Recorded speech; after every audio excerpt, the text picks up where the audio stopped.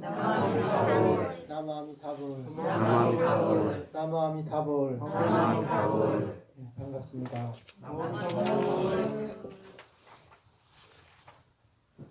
네, 오늘이 하품하생 강의 제8강입니다. 뭐 안타깝지만 이번이 이 근봉자에서 이 마지막 법문인 것 같습니다. 네, 뭐 아직 한 2, 3강이 남아있지만 이제 곧 또 다른 인연이 생기겠죠. 네, 그때 또 다시 만나가지고 같이 법문도 듣고 같이 연불도 하고 그렇게 하도록 합시다. 그래도 마지막 날이라 하더라도 강의는 강의대로 진행해야겠죠.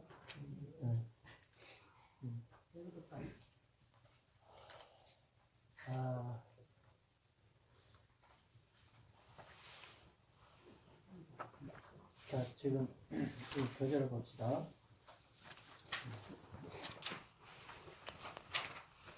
지난달에는 아미타불의 명호의 공론과 유경은 위없는 큰 이익이고 연불이야말로 진실한 선이며 정상 이선을 초월함을 나타낸 이 주제를 가지고 공부를 했었습니다. 오늘 그는 24번이고 오늘 25번인데 거기서 이제 한 걸음 더 나아가지고 이제 해석을 하는 거예요. 정산 이선은 연불만 못하고 정산 이행은 연불로 규율됨을 나타낸 이게 하품 하생에서 이제 하품 하생의 경문을 통해 가지고 이런 결론을 지금 이제 도출해낸 거예요. 선도대사님은 비록 두 문을 설하셨으나 그 뜻은 전칭연불이 있다고 해석하셨다. 하품 하생의 경문을 통해 가지고 이러한 이치가 있다는 것을 지금 설명하고 있습니다. 정토 삼부경에 대해서 잘 모르시는 분들은 이게 지금 무슨 말이냐 이렇게 이해가 안 될 수는 있겠지만 지금 이제 8강인데 지금 다시 이제 설명하기는 내용도 너무 많고 하니까 기회가 되시는 분들은 한번 정토 삼부경을 모셔다가 한번 읽어보시기 바랍니다. 여기서 정산 이선 그리고 정산 이행 이렇게 나와 있는데 정산 이선이라는 것은 정선과 산선 이 두 가지를 말하는 거고 정산 이행도 사실은 이제 같은 겁니다.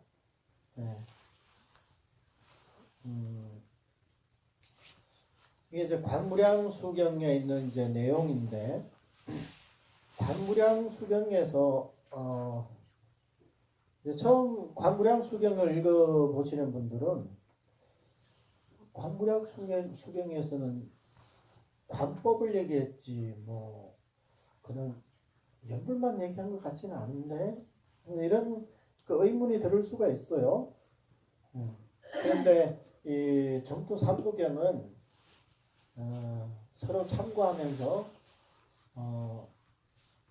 그 이해를 해야 됩니다. 어느 경전 하나를 뚝 떼놓고 그 하나만 단독으로 이해하려면 전체 그 이제 삼부경 내용이 서로 이제 모순되는 그 점을 발견할 수가 있는 거예요. 그렇게 되다 보니까 역대적으로 이 정토 법문에 대한 해석도 의견이 분분해질 수밖에 없었던 거죠. 그래서 뭐 이렇게 해석하는 사람도 저렇게 해석하는 사람도 있고 지금에 와서도 사실 마찬가지거든요. 저희들은 지금 이제 선도대사님의 가르침을 따르고 있지만 또 다른 그 조사 스님들의 가르침을 따르는 분들도 있거든요. 그러다 보니까 서로 이제 의견 충돌이 있기는 한데 이제 저희들의 입장에서는 이 순수정토의 가르침, 이 선도대사님의 가르침을 따르기 때문에 선도대사님의 그 이 가르침을 우리는 그게 충실히 따라야 되는 거예요. 어떤 분들은 이 스님도 조사 스님이고 저 스님도 조사 스님인데 왜 이분 말씀 맞고 저분 말씀을 틀리냐. 또 이제 또 그런 부분을 또 이제 싫어하시는 분들도 분명히 계시거든요. 하지만 선도대사님께서 관무량수경 그 소를 지으실 때, 광경 사투서를 지으실 때 고금의 그 해성 고금이라는 말씀을 하셨어요. 그러니까 고금의 정토 법문에 대한 잘못된 해석을 바로 잡으신다 이런 뜻이거든. 해정이라는 말이 틀린 부분을 바로 잡아주신다 그런 뜻입니다. 그러면 이런 그 아미타 부처님의 화신이신 선도대사님께서 처음 말씀드린 그런 이치를 몰라가지고 그 전에 정토 법문에 대한 그 잘못된 해석들을 내가 바로 잡겠다. 우리 요즘에 이제 그런 말을 하면 저 건방지네 이제 그렇게 얘기를 하겠죠. 또 이제 뭐 요즘 사람들은 이제 남들과 다른 점을 이제 부각해가지고 자신의 그 이름을 알리기 위해 가지고 물론 그렇게 하는 사람들도 있겠죠. 근데 아미타 부처님의 화신이지 선도대사님께서 설마 그런 마음으로 고금을 해석하겠다 이런 말씀을 하셨겠습니까? 그러니까 이분의 그 각도에서 바라봤을 때는 예전에 정토 수행에 대한 해석들이 올바르지 않다는 거예요. 그래가지고 그런 잘못들을 간파하시고 이 해정처를 지으신 거예요. 그러면 대사님의 가르침을 따르는 우리 후대 제자들로서는 그분의 가르침을 충실히 따르면 되는 거예요. 그분이 이렇게 말하면 이렇게 믿고 저렇게 말하면 저렇게 믿으면 되는 거예요. 그러면 선도대사님을 가르친 거 어긋나는 부분들은 어떻게 해야 되냐? 우리 입장은 존중은 하되 따르지는 않는다. 각자의 전성이 있고 법맥이 있기 때문에 그분들의 나름대로 그 가르침을 따르겠지만 우리는 우리의 가르침을 충실히 따르면 되는 거예요. 그러니까 남을 비방할 필요는 없지만 그렇다고 해가지고 내 것만 고집한다 뭐 이런 말을 듣기 싫어가지고 저것도 맞고 이것도 맞고 이렇게 하면 안 된다는 거예요. 그 박쥐가 그 새들 앞에서는 나도 새다 그러고 포유동물 앞에서는 나도 새끼를 낳으니까 나는 포유동물이다.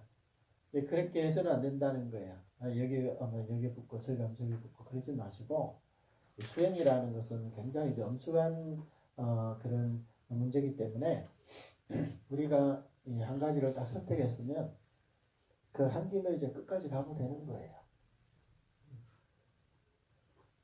그래서 우리 순수정토에서 입장에서는 이거 그 광경에 대해서 이제 어떻게 해석을 하시냐면 광경에서 정성과 산선을 설한 목적이 바로 이 명호의 공덕의 초월성을 나타내기 위한 그런 겁니다. 명호의 수성함을 드러내기 위해서 정성과 산선을 선했다는 거예요. 그러니까 역대적으로 관무량수경을 읽고 나서 많은 스님들이 관무량수경에는 4가지 연불을 설했다. 실상연불, 관상연불, 또 하나의 관상연불, 그 다음에 칙명연불. 그 가운데서 칙명연불은 가장 낮은 수준이고, 실상연불은 굉장히 높은 제일 수승한 연불법이다 이렇게 얘기를 하거든요. 그분들은 이제 광경에서 이제 그냥 그 문자상으로 드러난 그 내용을 가지고 그렇게 이제 해석을 한 거거든요. 그 다음에 또 한 가지는 자력수행의 입장에서 칙명은 쉽고 실상연불은 어렵거든요. 그렇기 때문에 어려운 수행일수록 공덕이 더 많다. 이렇게 생각하기가 쉽거든요. 그래서 칙명연불은 3살 먹어내도 할 수 있는 건데 그게 뭔 공덕이 크겠냐 이렇게 생각을 하거든요. 그런데 선도대사님은 부처님의 본원의 입장에서 정토를 바라보셨기 때문에 칙명연불이 가장 쉽지만 가장 쉬운 게 바로 부처님의 본원이기 때문에 이게 가장 수승하다. 무량수경에서는 처음에 먼저 정선을 설하고 그 다음에 산선을 설하고 그 다음에 마지막에 이제 연부를 설했습니다. 이렇게 순서가 이렇게 되어 있는데 앞에서 정선과 산선을 설한 이유가 뭐냐면 비교를 통해 가지고 연부, 측면 연부의 수승함을 드러내기 위해서 그러는 겁니다. 그럼 만약에 처음부터 그냥 연불만 하나 딸랑 설해 놓으면 비교가 안 되잖아요. 다른 그 수행과 비교가 안 되잖아요. 그러면 이 연불의 수승함에 대해서 그게 사람들이 이제 이해하기 어렵기 때문에 정선을 설하고 산선을 설하고 나서 마지막에 이제 연불을 설함으로써 그 연불의 측면 연불의 이제 수승함을 이제 드러낸 거죠.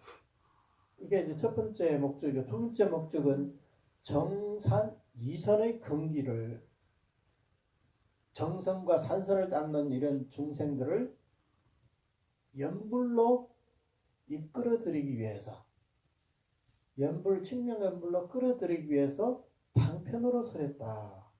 그렇게 볼 수가 있는 거예요. 그래서 지금 교재를 보면 관무량수경에서는 정선과 산선을 설하고 나서 마지막 유통부분 그 끝부분에 이르러 가지고 이런 말씀을 하십니다. 만일 연불하는 자가 있다면 이 사람은 사람 가운데 흰 연꽃이니 관세음보살과 대세지보살이 그 사람의 훌륭한 친구가 되줄 것이며 마땅히 도량에 앉아 부처님의 집안에 태어나게 됨을 알라. 그러니까 이렇게 연불하는 사람은 사람 가운데서도 흰 연꽃이다. 흰 연꽃, 분다리화라 그러는데 흰 연꽃은 보통 이제 부처님을 상징하는 거예요. 부처님을 상징하는 거예요. 우리는 이제 흰 연꽃 하면 뭐가 생각나요? 연가등이 떠오르지 않나요? 연가등. 연가등 하면 다 이제 흰 연꽃으로 해가지고 이렇게 등을 달잖아요. 근데 불교에서 흰 연꽃은 연꽃 가운데서도 이제 최고라 그러거든요. 그래서 이것을 이제 부처님을 이제 상징하는 거예요. 그래서 이런 연불하는 사람, 관세음보살과 대세지보살이 그 친한 친구가 되준다는 거예요. 우리가 잘나서가 아니라 우리가 연불을 하기 때문에 우리가 무슨 공덕이 있어가지고 이런 관세음보살, 대세지보살님과 친구가 되겠습니까? 친구가 아니라 맨날 그 불보살님한테 절하고 기도를 하면서 우리 집안 좀 잘 되게 해달라, 몸 건강하게 해달라, 남편 사업 잘 되게 해달라 이렇게만 할 줄 알지 관세음보살 내 친구야 이렇게 감히 이렇게 말하는 사람이 누가 있겠어요? 근데 우리 연불하는 사람은 부처님 말씀이잖아요. 우리가 지어낸 게 아니라 연불하는 사람은 이 관세음보살과 대세지보살 우리 친구가 된다고 했고 부처님이 거짓말을 하시겠습니까? 그러니까 이거는 우리 자신의 능력이 아니라 우리가 부처님의 명호를 부르기 때문에 그렇기 때문에 우리가 그 부처님의 공덕에 의해서 우리가 이런 관세음보살과 대세지보살의 친구가 될 수 있다는 거예요. 그리고 이 사람은 또 도량에 앉아서 부처님의 집안에 태어나게 된다. 부처님의 집안이 어디예요? 그 정토, 극락정토거든요. 그러니까 부처님의 집안입니다. 그래서 이건 핵심이 뭐냐? 앞에서 연불하는 자가 있다면 이게 핵심이에요. 연불을 하지 않는다면 우리가 어떤 수행을 하든 간에 우리는 관세음보살과 대세지보살과 친구가 될 수가 없습니다.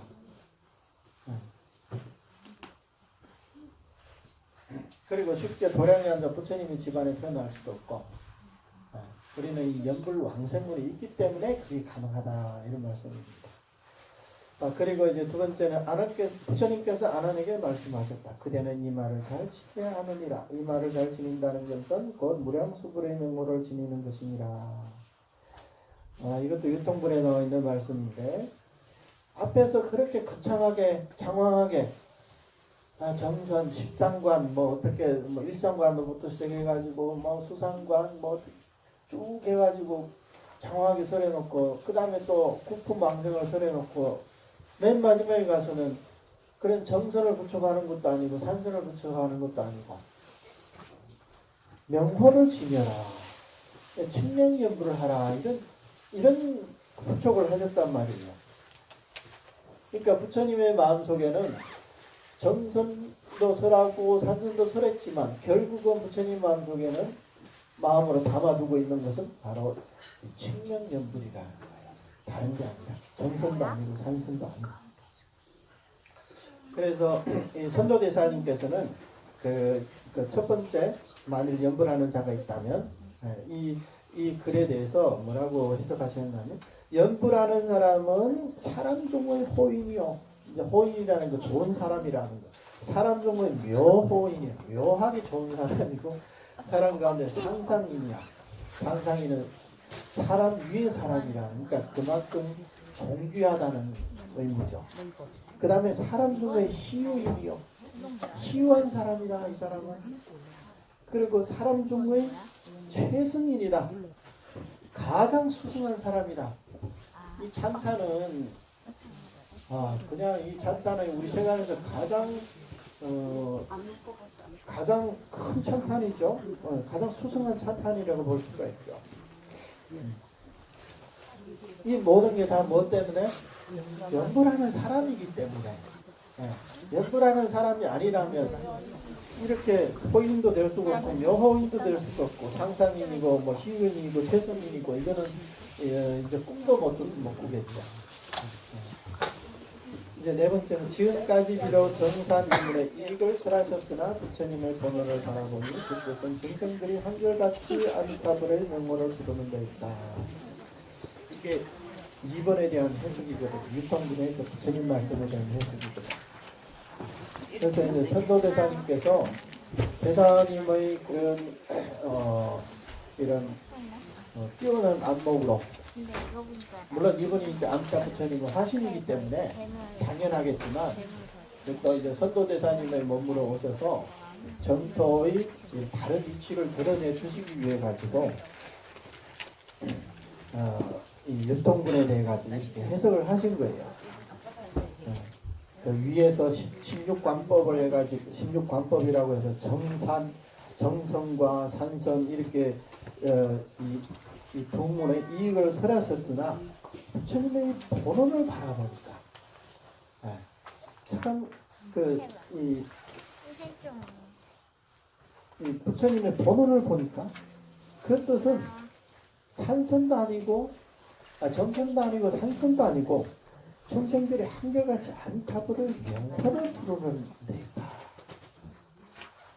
이게 완전히 이제 석가모니 부처님의 의중을 간파를 하신 거죠.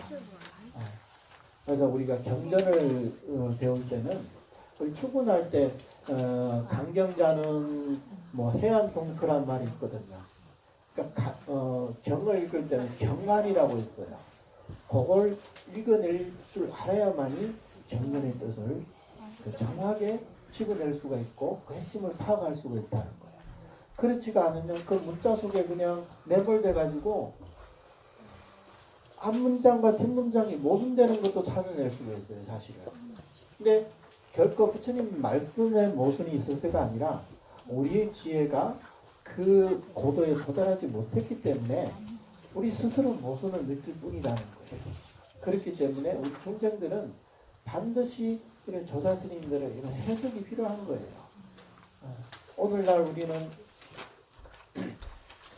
조사 스님들도 아주 우습게 보고 심지어 이제 어떤 사람은 조사 따위의 글을 가지고 뭐 그러냐고 뭐 그러는데 부처님 말씀을 직접 우리가 보고 그 이해를 해야지 왜 조사 따위를 들먹거리냐 이런 식으로 얘기를 하더라고요. 그 사람이 본인이 부처님이면 뭐 조사 따위는 필요 없겠죠. 본인이 부처님이라면. 근데 본인이 부처님도 아니면서 조사님들을 그렇게 우습게 알고 그렇게 함부로 그렇게 얘기를 하면 안 되겠죠. 왜냐? 또 조사 스님들은 경전을 바탕으로 해석한 거지 그러면 뭐 자의적으로 해석했나요? 그럼 본인의 경전을 바라볼 때 본인의 안목이 그러면 조사 스님들보다 뛰어나다는 건가? 절대 그렇지가 않거든요. 조사 스님이라고 이런 우리가 이렇게 찬탄을 하는 것은 그만큼 그분이 그 수행년이냐 교리면이나 뛰어난 법무들이 그런 지혜도 없으면서 오히려 자의대로 경전을 해석하다 보면 오히려 그 부처님의 그 본의를 왜곡시키기 쉽다는 거예요. 그렇기 때문에 우리 자신에게 그런 지혜가 없다면 당연히 그 앞선 이런 성현들, 조사 스님들의 말씀을 의지할 수밖에 없는 거죠. 내 지혜가 그분들보다 뛰어나다고 본인이 생각한다면 몰라도 뭐 그냥 생각만 해서는 안 되겠죠. 뛰어나야겠죠. 혼자 생각한다는 것은 본인의 착각이지만 정말 뛰어나다면 그런 거 필요 없이 본인이 직접 경전을 보고 해석할 수 있겠지만 지금 말법 시대에 우리 중생들의 이런 지혜로는 절대 그 부처님의 가르침을 온전하고 다르게 이해할 수가 없는 거예요. 그렇기 때문에 당연히 이런 조사 스님들의 말씀을 우리가 의지를 해야 되겠죠. 그래서 여기 25번은 이제 두 가지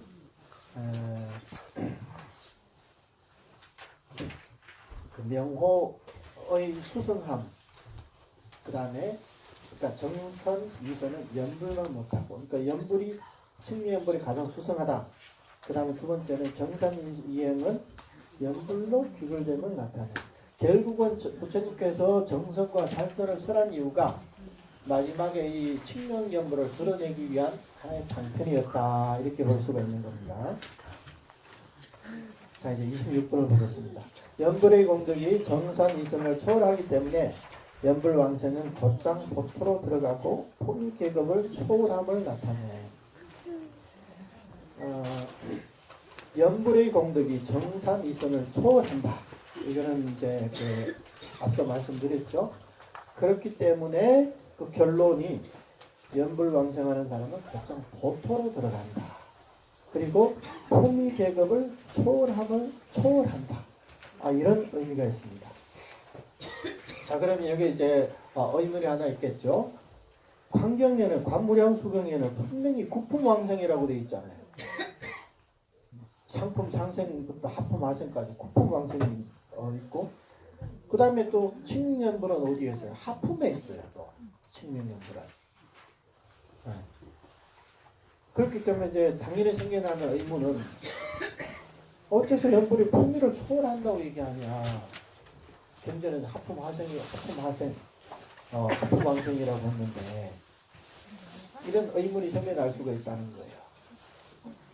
자, 그래서 여기에는 네 가지 뜻이 있다. 자, 보겠습니다. 첫 번째는 근기를 거두는 의미. 근기를 거두는 의미다. 이 무슨 얘기냐면 광경에서 말하는 상품 상생에서부터 하품 하생까지 이제 포괄하는 이제 근기들이 있습니다. 상품 상생은 이제 선임을 말하겠죠. 아주 착한 사람들, 보리심도 일으키고 여러 가지 수행도 할 수 있는 이런 사람들, 세간에서는 선인이라고 그러죠.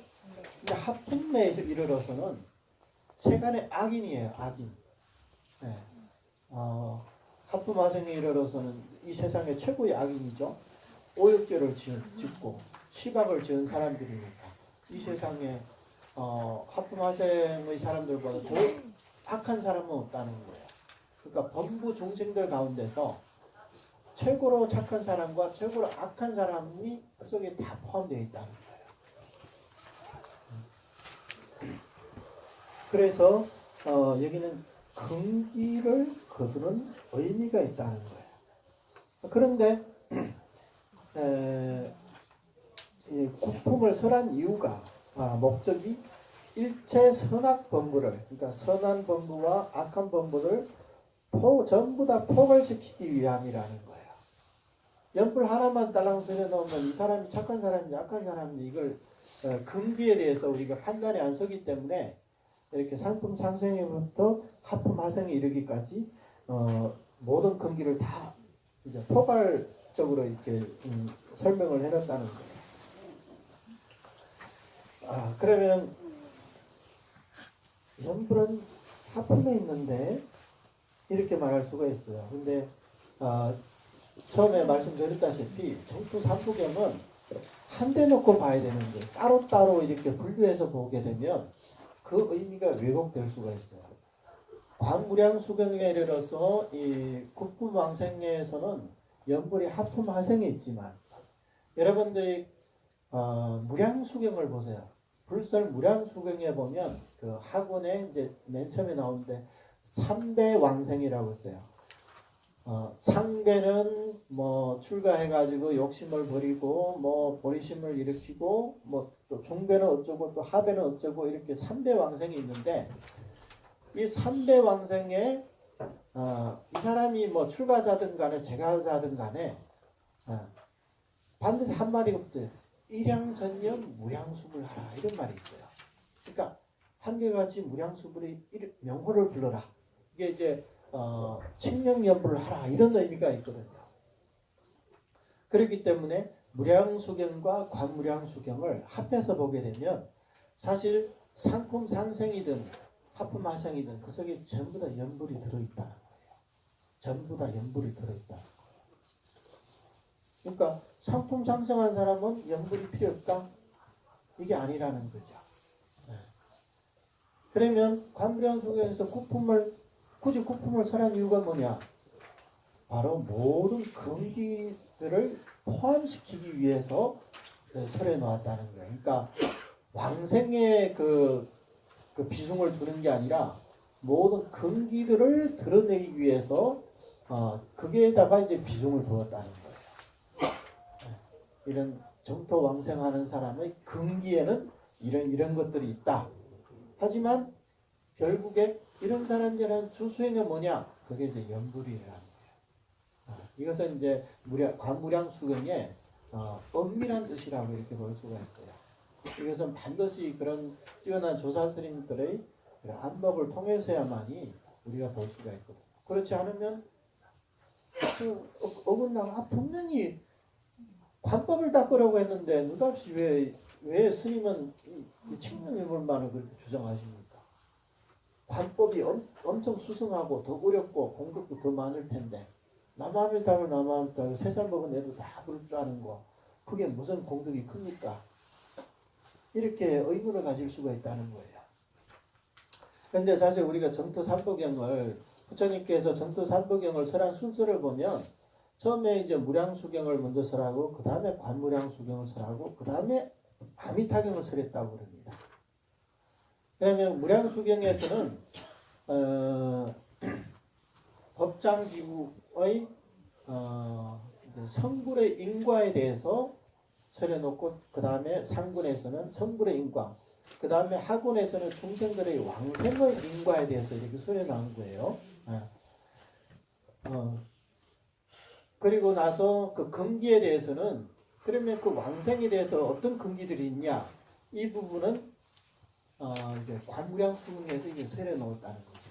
무량수경 다음에 관무량수경 그렇게 해서 그 정선과 산선 이렇게 통해 가지고 마지막에 칭문연불 이르기까지 해서 그게 근데 확실하게 명확하게 이렇게 밝히지는 않은 거예요. 그냥 엄밀하게 그 속에 이제 칭명연불이 들어있고 그 다음에 또 마지막 유통분에서 아는 존자에게 그냥 간단하게 이게 간단하잖아요. 그대는 이 말을 잘 지내야 하느니라. 이 말을 잘 지닌다는 것은 그 무량수불의 명호를 지니는 것이니라. 이러고 끝이에요. 그래서 이 부분이 이렇게 중요한 말씀인데 불구하고 역대적으로 그 관무량수경을 해석한 신분치고 선도대사님을 제외하고는 이런 해석을 하신 분이 없어요. 지금까지 비록 전산 이선의 이익을 설하셨으나 부처님의 본원을 바라보니 그 뜻은 동생들이 한결같이 아늑하고의 명호를 부르는 데다. 이것을 정확하게 집어내신 분이 없다는 거예요. 그렇기 때문에 그냥 이 유통본 이 중요한 말씀을 그냥 이 문자에 따라서 간단하게 설명을 하고 그냥 지나가 버린다는 거예요. 그러니까 사람들이 관무량수경이라고 하지만 결국은 그 핵심이 칭명연불에 있다. 이것을 이제 사람들이 모르는 거죠. 그러다 보니까 십상연불이 최고고 칭명연불이 이제 최하다 이런 이제 주장이 나오게 된다는 거예요. 그런데 여기서 그냥 간단하게 끝냈지만 수행 방법 오로지 한 가지입니다. 그건 뭐예요? 하루에서 7일까지 일시불란하게 부처님 명호를 불러라는 거잖아. 그게 바로 칙명견불이다. 지명견불이 칙명견불이다. 그러니까 정토 3부경 가운데 마지막으로 설한 아미타경에서는 앞에서 설한 그런 방편을 다 버리고 오직 한 가지 진실만을 밝힌 거라는 거예요. 그게 이제 아미타경을 우리는 무문자설이라고 그러거든요. 무문자설. 보통 경전들은 제자가 부처님께 질문을 합니다. 그러면 부처님이 그 질문을 답하면서 이제 경전이 이제 설해지는 거거든요. 그런데 아미타경에 이르러서는 누구도 질문을 하지 않았는데 부처님께서 중생들의 근기가 무르익었다는 걸 보시고 질문을 하지 않았지만 스스로 이 아미타 부처님에 대해서 아미타경을 설해 놓으셨다. 그래서 이것을 이제 부처님의 본해를 드러내는 진실을 드러내는 그 경전이라 이렇게 볼 수가 있어요. 그리고 이런 아미타경에서는 어떤 관법 하나 설하지 않고 오로지 칙명연불 하나만을 설했다는 거예요. 그래서 이렇게 삼부경을 종합해서 보게 되면 결국 부처님의 이 본호는 칙명연불에 있다. 일양전념에 있다. 이런 이제 결론을 이제 도출해낼 수가 있다는 거예요. 이런 결론은 뭐 저는 뭐 말할 것도 없고 그런 이제 조사스님들이 아니면 읽어낼 수가 없어요. 우리가 뭘 알겠습니까? 그냥 경만 읽을 뿐이지. 그냥 문자상으로나 그냥 조금 이해할 수 있을지 몰라도 이런 깊은 뜻을 우리가 읽어낼 수가 없거든요. 그래서 첫 번째는 이제 근기를 거두는 의미가 있고, 그다음에 두 번째는 수승함을 연불의 수승함을 나타내는 의미가 있다. 그러면 여기서 그 연불의 공덕이 정산 이선을 초월한다고 했는데, 그러면 왜 칙명연불을 왜 하품에서만 설했냐? 이런 의문이 생기거든요. 왜 하품에서만 설했냐? 왜 상품에는 없고 하품에만 했냐? 이런 의문이 있단 말이에요. 그런데 부처님께서 이 하품에다 연불을 칙명연불을 설한 것은 연불하는 사람은 하품에 떨어진다는 게 아니라, 그런 의미가 아니라, 이런 그 최악의 범부들의 연불을 통해서 이 칙명연불의 수승하고 광대한 공덕을 나타내기 위해 가지고 이걸 설해 놓으신 거라는 거예요. 그래야만이 연불의 공덕이 삼복 구품을 초월한다는 것을 나타낼 수가 있기 때문에. 그러니까 우리가 세간에서 이제 선인들은 보리심도 일으키고 여러 가지 육바람일 수행도 하고 여러 가지 수행을 해가지고 상품 상정으로 왕성합니다. 그 사람은 할 수가 있는 거니까. 근데 하품에 이르러 가지고 선법이라는 것은 소틈만 것도 이제 트럭만 것도 닦아본 적이 없고 살아생전에 평생 악업만 지었던 사람이 이 사람 보고 보리심을 일으키고 뭐 육바라기를 닦고 하라면 그게 가능하겠습니까? 절대 불가능하단 말이에요. 그렇기 때문에 이런 하품하생 이런 그 최악의 근기들에게 연불을 가르쳐 준 거예요. 그러니까 병이 깊은 사람에게는 이제 중병 환자에게는 이제 특효약을 쓸 수밖에 없어요. 웬만한 약을 가지고 이제 약발이 이제 안 먹기 때문에 그런 약을 써야 되거든요. 이제 처음부터 이 약을 써버리면 이 약의 귀함을 모르기 때문에 마지막에 이제 이 약을 쓴 거거든요. 우리가 이제 몸에 병이 났을 때 그냥 이제 약국 가가지고 이 약 지어 먹었더니 별로 효과가 없어요. 그러다가 이제 어떤 사람을 통해 가지고 소개를 받아가지고 약을 사가 먹으니까 바로 나았단 말이에요. 그러면 그 약을 먹고 나니까 이 약이 진짜 좋구나. 다른 약보다 좋구나. 그거는 이제 다른 약을 먹어봤기 때문에 비교가 되니까 이 약이 좋다는 걸 알잖아요. 처음부터 이 약만 먹었으면 뭐약 좋네 이렇게 생각하지만 다른 약보다 더 좋다 이렇게 생각을 못했을 거 아니에요. 비교를 통해야만이 그게 나타나니까. 네. 그래서 하품화생의 이제 측면 연불이 있었던 것은 연불을 하면 하품화생으로 태어난다는 게 아니라 하품화생의 연불을 통해 가지고 연불의 공덕을 수승함을 나타내기 위해서요. 네. 그래서 이 사람은 오직 이런 약을 먹어야만이 이제 구제될 수 있기 때문에 정선이든 산선이든 그 약 이제 약발이 이제 안 먹는 거예요 이 사람한테는. 네. 그러니까 연불이 그만큼 귀하다 이제 그것을 이제 나타낼 수가 있다는 거예요.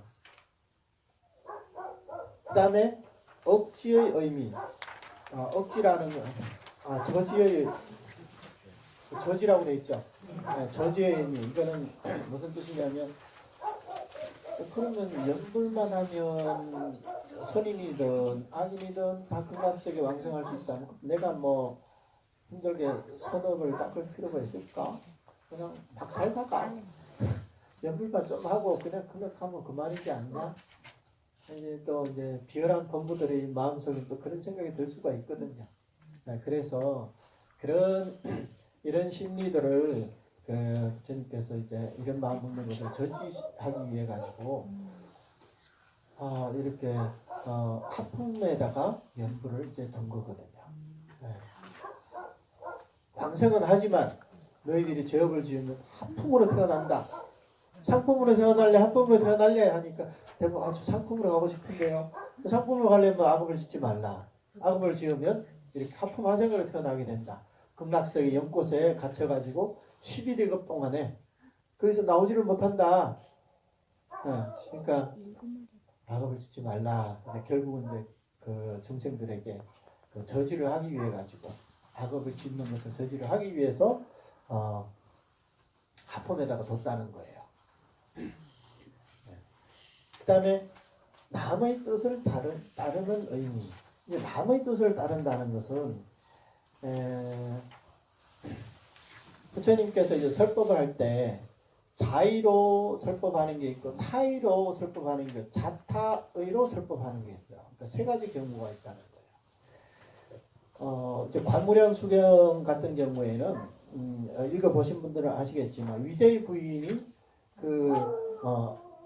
아들에 의해 가지고 이제 궁궐에 이제 갇혀서 이제 나오지를 못하는 거예요. 그러니까 이제 어머니를 이제 죽이려다가 아버지는 그냥 감옥에 넣어가지고 굶어 죽이고 그 아사세 왕이 그 빈바사라 왕을 감옥에 갇혀가 굶어 죽이고 어머님까지 이제 죽이려고 하다가 대신들이 반대를 하니까 그냥 궁궐에다 이제 가둬놓은 거예요. 네. 그래가지고 이 위자의 부인이 이 아들이라는 놈이 지 아버지를 죽이고 나 엄마를 이렇게 강금을 하고 그 왕위를 찬탈하기 위해 가지고 그러니까 이제 세상이 이제 환멸을 느낀 거죠. 이 세상에 이 세상은 정말 홀탕하고 더러움으로 가득하고 그 세상이 그 죄악으로 충만하고 나는 이곳에서 살기 싫다. 나는 저 부처님의 청정한 국토로 왕성하겠다.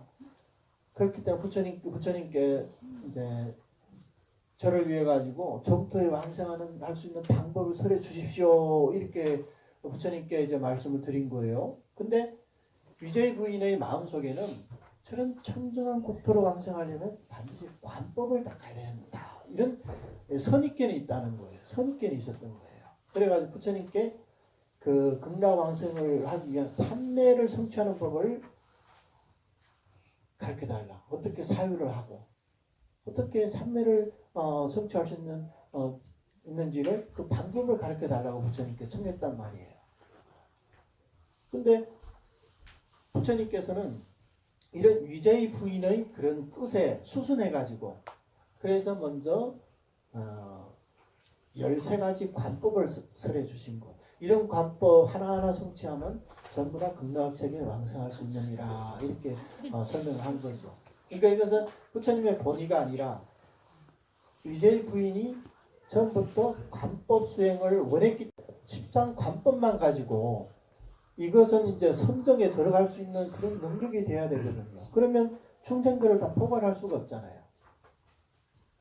우리는 평소에 우리는 그 삼매의 상태에 있는 게 아니라 우리에게는 산란한 마음이 있잖아요. 우리가 연보를 하든 독경을 하든 뭘 하든 항상 망상번뇌가 일어나잖아요. 그러니까 이것은 산란한 범부라고 그러는 거예요. 우리는 산심범부라고 해요. 산심범부. 산심이라는 것은 이제 산란한 마음이라는 거예요. 우리는 다 산심범부거든요. 그러면 이런 사람들 어떻게 하냐? 그래서 부처님께서는 이런 중생들을 위해 가지고 따로 국품을 설해 놓으신 거예요. 국품을 설해 놓으셨다. 이런 정선을 닦지 못하더라도 너희들이 보리심을 일으키고 이런 대성경전을 독송하고 그 다음에 그 공덕을 건강으로 회양하고 그래도 방생할 수 있다. 이것을 이제 부처님께서 스스로 이제 삼복을 개설해 놓은 거죠. 스스로 위제의 부인이 삼복을 닦는 방법을 청하지는 않았지만 부처님께서 스스로 말씀을 해주신 거예요. 이런 중생들도 이렇게 하면 역시 건강방생할 수 있다. 그러면서 맨 마지막에 이르러서야 철저하게 이제 본회를 드러내신 거죠. 유통분에 이르러 가지고 앞에는 정선을 설하고 산선을 설했지만 결국 내 마음은 앞으로 중생들이 이 칭명연부를 하라. 이것을 가지고 이제 아난존자에게 부축을 해주셨다는 거예요. 그러니까 이런 광경의 전개 과정을 이제 알아야만이 이 칭명연불의 수성함을 이해할 수가 있거든요. 그렇지 않으면 광경에 그래서 전부 다 관법을 설해놨는데 연불은 그 꼬말고 몇 구절밖에 안 되는데 왜 전불이 가장 중요하고 관법은 방편이라고 얘기하냐. 이래 사람들이 이런 의문이 든단 말이에요. 그래서 역대적으로 광경을 해석하면서 칭명연불을 최고로 치는 분은 거의 없었어요. 이 선도대사님의 계열을 제외하고는 전부 다 관법을 이제 권장하셨거든요. 그러니까 대부분 사람들이 본인이 건기가 안 되니까 많은 중생들이 건기가 안 되니까 건기가 이제 하건기 중생들은 칭명연불만 하고 이제 스님들이나 이제 건기가 좋은 사람 우리는 관상연불을 해야지. 이제 그래 버린 거죠. 네. 그래서 관법 수행 본인들은 관법 수행하지만 일반인들에게는 그냥 칭명연불을 가르쳤단 말이에요. 물론 이제 안 그러지 칭명연불을 수성함을 읽어내신 분들도 있지만, 근데 그렇게 많지는 않았어요. 그리고 이게 이제 대중적으로 뭐 모든 근기에 다 알맞다는 건 알지만 그래도 상근기들은 내가 상근기인데 그래도 나는 이런 관법을 닦을 수 있는데 저런 하근기 닦는 것을 내가 꼭 저걸 해야 되냐? 또 이런 이제 경한한 마음을 일으키는 사람도 분명히 있단 말이에요. 그렇기 때문에 사람들에게는 칭명연불을 가르치고 본인은 이제 관상연불을 이제 하게 되는 거죠. 이런 사람들도 분명히 있어요. 우리 한국에도 이제 몇몇 분이 계시기는 하거든요. 근데 이제 선도대사님의 이런 해석을 딱 보니까 그게 이제 분명하게 이렇게 나오잖아요. 내 칭명연불이 수상한지.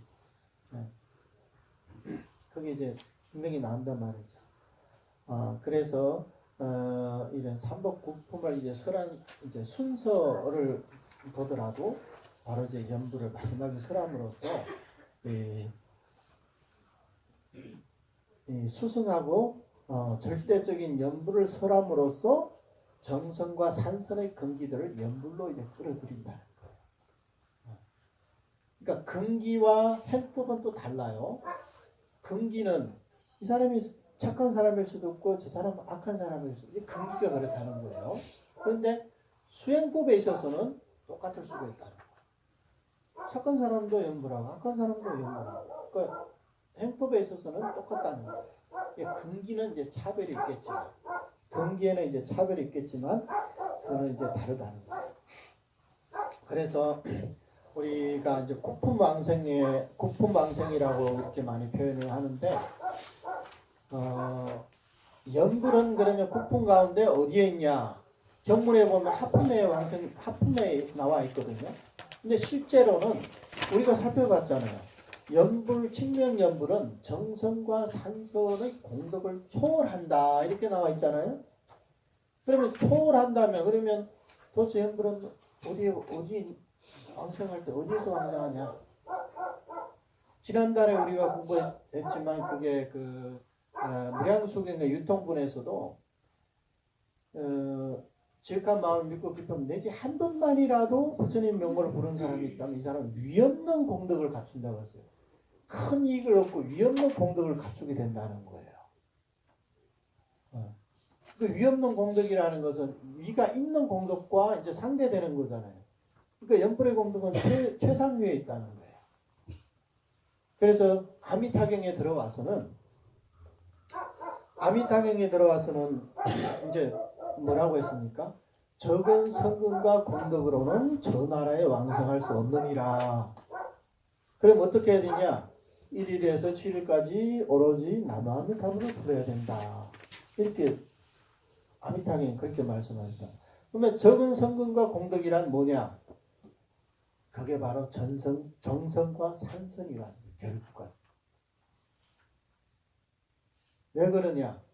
왕생은 부처님의 본원에 의해서 연불 왕생원에 의해 가지고 우리가 왕생하기 때문에 우리 자력 수행을 통해 가지고는 왕생할 수 없다. 자력 수행으로 얻은 성근과 공덕은 전부 다 적은 성근과 적은 공덕에 불과하다. 그러면 근데 그래도 경전에서는 정성과 산선도 다 극락왕생한다고 하지 않았습니까? 또 이런 의문이 있을 수도 있죠. 근데 정성과 산선이 왕생할 수 있는 것은 본인의 그 수행에 의해서 왕생하는 것이 아니라 거기에서 부처님께서 회양을 해주시는 산심에 의해서 지성심, 심심, 회양, 발언심에 의해서 왕생할 수가 있는 거예요. 결국은 이거 역시 부처님의 원력에 의해서 왕생한다는 거예요. 원력에 의해서 왕생한다는 겁니다. 이 부분은 이제 예전에 제가 강의를 하면서 여러 차례 설명을 드렸기 때문에 잘 이해가 안 가신 분들은 한번 그때 뭐 강의 자료를 보든지 아니면 본문을 한번 다시 들어보시기 바랍니다. 자, 그다음에 두 번째 이제 봅시다. 부처님께서 말씀하시길 일체 중생의 근기가 달라 상중하가 있으니 각자 근성에 따라 부처님께서 모두 오로지 무량수별의 명호를 부를 것을 권하셨다. 그 사람이 임명동시에 부처님과 성중들이 자연히 영접하러 오시어 전부 다 왕생하게 된다. 이것도 이제 선도대사님의 해석이신데 이게 무량수경의 3배 왕생에 대해서 말씀하신 거예요. 3배 가운데 뭐 출가자도 있고 제가자도 있고 어떤 사람은 그 보리심을 일으켰지만 선행을 못 닦는 사람도 있어요. 근데 이런 사람은 3배에 관해서는 전부 다 무량수구를 부르라고 부처님께서 말씀하셨다는 거예요. 그러니까 여기 얘기는 3배 왕생이든 구품 왕생이든 이것은 사실은 근기를 나타내는 것이다. 그 사람의 근기를 말하는 것이다. 그러니까 출가자도 하나의 근기에 해당되고 제가자도 하나의 근기에 해당됩니다. 그 사람의 신분, 그 사람의 근기에 해당되는 거예요. 근데 출가자든 제가자든 간에 수행은 뭐냐? 일양전념 무량수불이라는 거예요. 그러니까 행법에 있어서는 평등하다. 그래서 우리가 극락세계 왕생하기 전에 이 땅에서는 국품의 차별이 있지만 우리 근기에 있어서 극락에 왕생하면 평등 일미한 보토에 왕생한다. 그렇기 때문에 연불 왕생한 사람은 극락 왕생하더라도 300국품을 초월한다는 거예요. 초월한다. 네. 이 사람은 이제 초월하게 됩니다. 그래서 이제 연불을 하품화생에서 이제 설한 것은 부처님께서 타이의 수순에서 설한 방편이지 결코 연불에 품위가 있고 심지어 하품에 있다는 것은 아니라는 거예요. 첫 번째라고 할 수가 있어요. 왜냐하면 상품 상생이라는 것도 사실은 이 사람이 금생의 대승을 법을 만났기 때문에 보리심을 일으키고 대승경전을 독송하고 그 공덕을 회양을 할 수 있었던 거예요. 그러니까 우리가 세상을 살면서 그게 다 인연에 따라서 그게 이제 달라지는 거거든요. 우리가 대승법문을 만나면 이제 대승불교를 공부하게 되고 소승불교를 만나면 소승불교를 공부하게 되고 좀 밀교 금강성 불교를 만나면 또 금강성 불교를 공부하게 되고 이게 다 우리의 인연이거든요. 그러니까 세간에서도 마찬가지예요. 우리가 세간법을 출세간법을 닦는 데도 있어서 광경에서 나와 있듯이 상품 상생에서 상품 하생까지는 이건 대승의 선인이에요. 그러니까 대승법을 만난 사람이죠. 그 다음에 중품 상생에서 중품 중생까지는 소승법을 만나는 계율을 만나는 그러니까 팔관제계라든가 뭐 오계라든가 뭐 이런 계법을 만나 그 계를 지니고 그 공덕을 회양해서 완성하는 사람이거든요. 그 다음에 중품 하생은 뭐냐? 이 사람은 불교를 만난 사람이 아니에요. 살아생전에. 그냥 인륜 이제 도덕. 그러니까 부모에게 효도하고 뭐 스승을 뭐 받들어 존경하고 뭐 이런 세간의 선인들이 하는 도덕에 있어서 세간의 선인이라고 볼 수가 있죠. 이런 사람이 임종하기 전에 선지식을 만나가지고 세간에서 닦은 이런 선업을 극락으로 해양해서 왕생한 사람들이라. 근데 하품하생은 뭐냐? 이 사람은 완전히 이제 선법을 못 만나고 대승법도 못 만나고 소승법도 못 만나고 세간법도 아닌 세간의 악업을 만나가지고 평생 악업만 지었다가 임종할 때 선지식을 만나서 칠명연부를 해서 왕생한 사람이거든요. 그럼 여기서 또 이제 얼마 전에 이제 카페에 이런 질문이 올라와 있던데 아니 이런 악인들이 극락왕생하면 극락세계가 있고 지옥이 되는 거 아닙니까? 아니 그런 나쁜 놈들이 다 극락세계 가버리면 극락세계가 그 나쁜 놈들이 세상에 돼버리는 거 아니냐 이런 물론 이제 법무들 입장에서는 또 그런 의미 생길 수도 있을 것 같아요. 네. 하지만 첫 번째는 이것은 우리가 말한 게 아니라 부처님의 말씀이잖아요. 하품 왕생은 경문에 그 근거가 나와 있잖아요. 이게 첫 번째고, 그 다음에 이제 두 번째는 역사적으로 진짜 이런 악인들이 왕생한 사례들이 있단 말이에요. 이제 극락왕생기라든가 이런 걸 보면 평생 백정 노릇을 하던 사람들도 임종할 때 연불해가지고 왕생한 사람 사례도 많단 말이에요. 일본에도 그런 사례가 있잖아요. 평생 사람을 죽이다가 스님의 법문을 딱 듣고 나서 내가 평생 악업만 지었구나 이래가지고 내가 지옥에 가겠다 이런 생각이 들고 드니까 그 다음부터 연불했거든요. 그리고 이 사람도 왕생했거든요. 그러니까 악인이라고 해가지고 못 가는 게 아니다. 실제로 그런 사례들이 있다. 그 다음에 또 한 가지는 우리가 법무 중생들의 생각으로 그런 불보살님들의 또 특히 이제 극락세계의 경지를 헤아린다는 것은 그것은 절대 있을 수 없는 일이에요. 우리의 깜냥으로 극락세계를 짐작한다? 절대 안 되죠. 그리고 세간에서 선인이든 악인이든 아까 말씀드렸지만 그건 다 인연에 따라서 그게 다르거든요. 누가 태어나면서부터 악인이 되고 싶어서 된 사람이 있습니까? 사형수라 하더라도 부모 입장에서 우리 아들이 원래 그렇게 착했는데 그 나쁜 애들한테 이제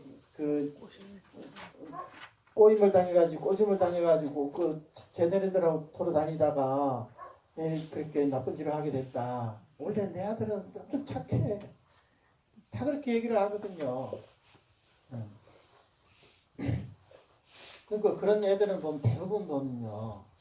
그러니까 어려서부터 이제 결손 가정에서 자라났다든가 이제 불우한 환경에서 자란 사람들이 이제 심리가 이제 정상적으로 그 행복한 가정에서 자라는 사람보다는 이 범죄의 길로 나갈 확률이 엄청 높거든요. 사회에 대한 이제 반항심도 많고 그러다 보니까 그러니까 그것도 하나의 인연이란 말이에요. 어릴 때부터 진짜 그 부모의 설하에서 그 뭐 중산층 가족에서 그냥 크게 그 근심 걱정 없이 이렇게 자란 애라면 커서도 크게 잘못된 일을 할 수가 없어요. 뭐 살인을 하고 뭐 어떡하고 그런 일을 할 일이 거의 없거든요. 이제 특별한 경우를 제외하고는. 그러니까 그 사람은 그런 악연을 만났기 때문에 그런 악업을 지었다는 거예요. 우리는 그나마 좋은 인연이 있어가지고 이런 선업을 짓고 있지만 그런 사람들은 그런 인연을 만났기 때문에 그렇다는 거예요. 그리고 한 걸음 더 나아가서 그 사람이 그러면 세세생생 다 악인이었을까요? 그렇지는 않다는 거예요. 우리가 무량겁 동안 윤회하면서 우리가 선인이 되었을 때도 있고 악인이 되었을 때도 있고 선인이 되면 우리가 삼선도에 태어나가지고 복락을 누리고 우리가 악업을 지었을 때는 또 사막도에 태어나가지고 또 한량없는 그런 고통을 받고 그러다가 또 이제 다시 이제 사람으로 태어난 거잖아요. 그러니까 한 생을 가지고 그 사람의 너는 악인이야 이렇게 낙인을 찍을 수가 없다는 거예요. 우리의 아래아식 속에는 선업의 종자도 있고 악업의 종자도 있습니다. 다만 이제 그게 그 이제 인연에 따라 어떤 종자가 먼저 현행하냐에 따라서 악인이 될 수도 있고 선인이 될 수도 있다는 거예요. 어쨌거나 우리가 일으키는 이 번뇌의 마음은 전부 다 우리의 업력에 이끌려서 우리의 번뇌의 노예가 되는 거거든요. 그렇기 때문에 화를 내지 말아야 되는 상황에서도 그 업력이 한번 발동하면 막 불같이 막 화를 내거든요. 사람이.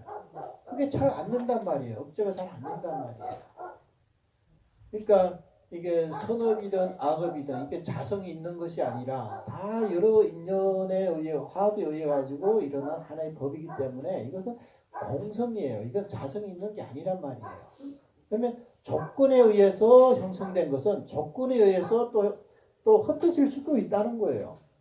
우리 세간 만법이 다 그렇거든요. 어느 하나 자성이 있는 게 뭐가 있어요? 다 인연의 화합에 의해서 이루어졌다. 인연이 닿으면 또 흩어지는 게 이게 우주 만법이 아니겠습니까? 그렇잖아요. 그러니까 그 사람이 악인이라 해가지고 저 사람이 악인데 극락세에 가 또 나쁜 일을 할까? 그런 걱정할 필요가 없다는 거예요. 우리가 이 세간에서 바다를 보세요. 바다가 생겨난 지 지금 얼마 됐어요? 그 수십억 년이 됐잖아요. 그런데 지금까지 완전히 오염되지는 않았잖아요. 우리가 뭐 거기다가 뭐 대소변도 보고 뭐 그게 뭐 다 강으로 바다로 흘러가겠지만 침도 뱉고 뭐 하수구에 물도 흘러가고 하지만 바다 자체가 정화의 그런 기능이 있다는 거예요. 바닷물 자체가 정화를 해주는 기능이 있다는 거예요. 하물며 극락세계는 보토의 경기이고 부처님의 원력으로 부처님의 청정한 불성의 공덕으로 나타난 이런 가장 청정과 장엄한 세계인데 그 속에 가가지고 그 죄악의 그 아래야식 속에 있는 악업의 종자가 도저히 일으킬 수가 없단 말이에요.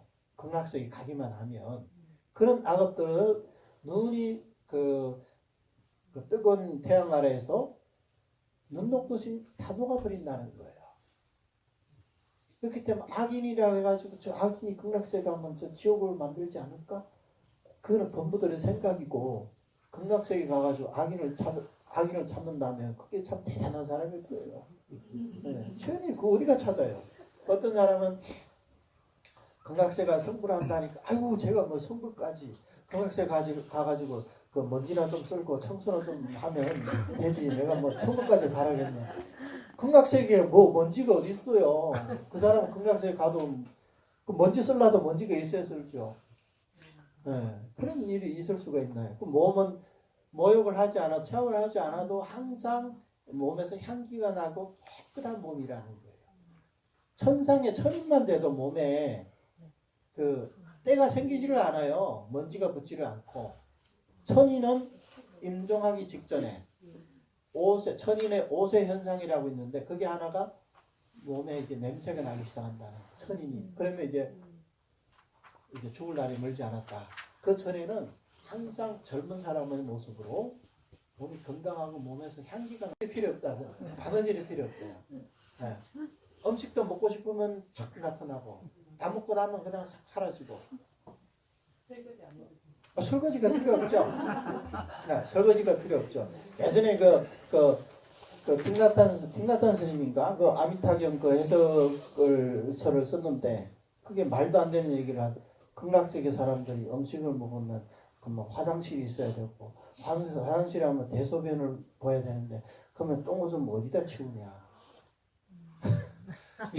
이런 걱정을 하시더라고요. 그거는 극락세계에 대해서 전혀 모르는 소리죠. 네, 그러니까 먹는 것 같지만 사실 먹지를 않아요. 극락세계 사람들은요 음식이 필요 없어요. 우리는 음식을 왜 먹어요? 배가 고프니까 뭐 영양이 필요하니까 먹잖아. 근데 극락세계 사람들 이 몸이 우리처럼 이런 탁한 이 4대 육신으로 이루어진 게 아니라 청정한 연꽃에서 나온 이런 몸이거든요. 그리고 이 몸은 부처님께서는 이 정각의 화신이라고 그랬어요. 정각. 부처님의 정각의 꽃에서 우리가 나왔다는 거예요. 그렇게 해서 이 몸은 아주 청정하고 장엄해가지고 밥을 안 먹고 물을 안 마셔도 절대 그 허기가 지고 막 목이 마르고 절대 그런 일이 없다는 거예요. 극락세계 사람들은 그렇게 이제 자유롭고 그렇게 청정하거든요. 다만 처음에 극락왕생한 사람들은 아직 사바세계에서 밥 먹던 습이 남아 있어가지고 이게 먹고 싶은데 저게 입이 심심하니까 그러면 그런 사람들을 위해 가지고 내가 뭐 먹고 싶다 그러면 착 나타난다는 거예요. 네. 그러면 그걸 이제 먹고요. 먹고 나면 그대로 싹 사라지는 거예요. 그리고 먹어도 대소변을 볼 일이 없다는 거예요. 네. 그러니까 그게 그 물리학에서 그 물질이 에너지로 이제 전환되는. 우리는 그렇게 하려면 뭐 엄청난 뭐 공식을 통해 가지고 계산을 통해 가지고 막 그 해야지만 극락세계는 그런 것들이 그냥 일상화되어 있는 거예요. 네. 걱정할 필요 없어요. 사바세 오고 싶다 생각만 딱 하면 그냥 궁전을 가지고 와요. 그냥 연꽃을 타고 올 수도 있지만 거기는 교통수단이 연꽃도 있지만 궁전이라고 합니다. 궁전을 갖고 다니는 시방세계를 다니는 거예요. 그냥 내가 사바세계 내 저 손자가 보고 싶다. 그러면 착 보러 오면 되는 거예요. 네. 손자가 지금 뭐하고 지내나 그걸 다 볼 수가 있고.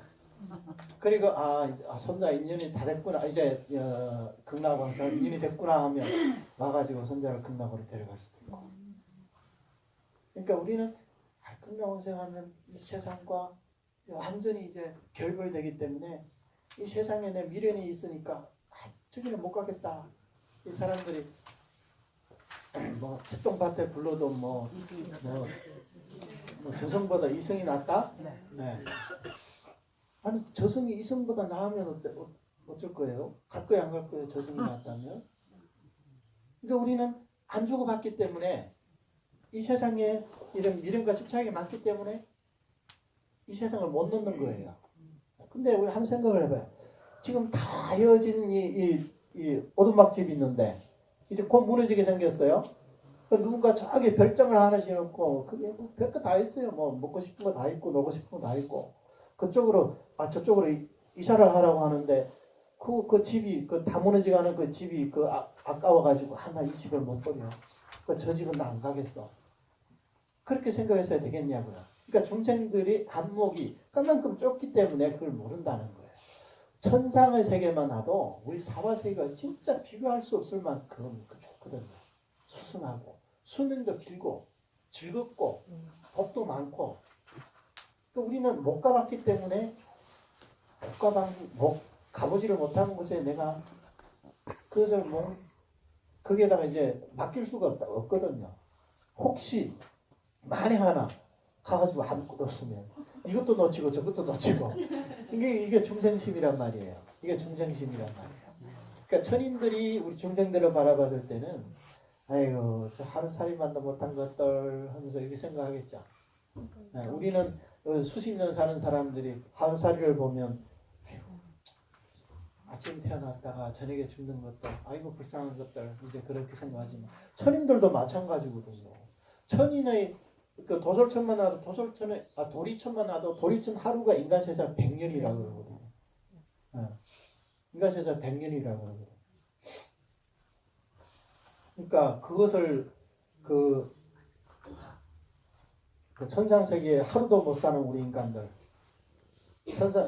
아침에 아침에 사람이 태어나면 저녁에 보니까 벌써 장례식을 치르고 있어요. 저녁 때가 되니까. 이게 바로 우리 인간들이거든요. 네. 그러니까 우리가 뭐 100년을 산다면 되게 장수하는 것 같지만 그게 비교를 통해 가지고 이게 장수라고 하는 상대적으로 장수한다는 게 결코 장수하기 우주의 수명이 얼마예요? 우주의 수명이. 우리 거기는 1찰나도 안 되거든요. 인간의 수명이라는 것은. 그런데도 우리는 100년도 안 되는 이 세월 속에서 거기에서 그걸 집착하고 그 이제 미련을 두면서 진짜 우리가 영원히 그 불생불멸할 수 있는 우리 불성에서 이제 나타나는 이런 삶을 이것을 우리는 그 선택을 안 하려고 한단 말이에요. 그 눈앞에만 그 가려져 가지고 이게 이제 그래서 부처님께서는 불쌍한 자들이라고 이렇게 얘기를 하는 거예요. 불쌍한 자들이다. 그러니까 놓아야만이 뭘 하나를 놓아야만이 더 큰 것을 얻을 수가 있는 거거든 사실은. 우리가 사바세계를 내려놓지 못하면 극락세계를 얻을 수가 없어요.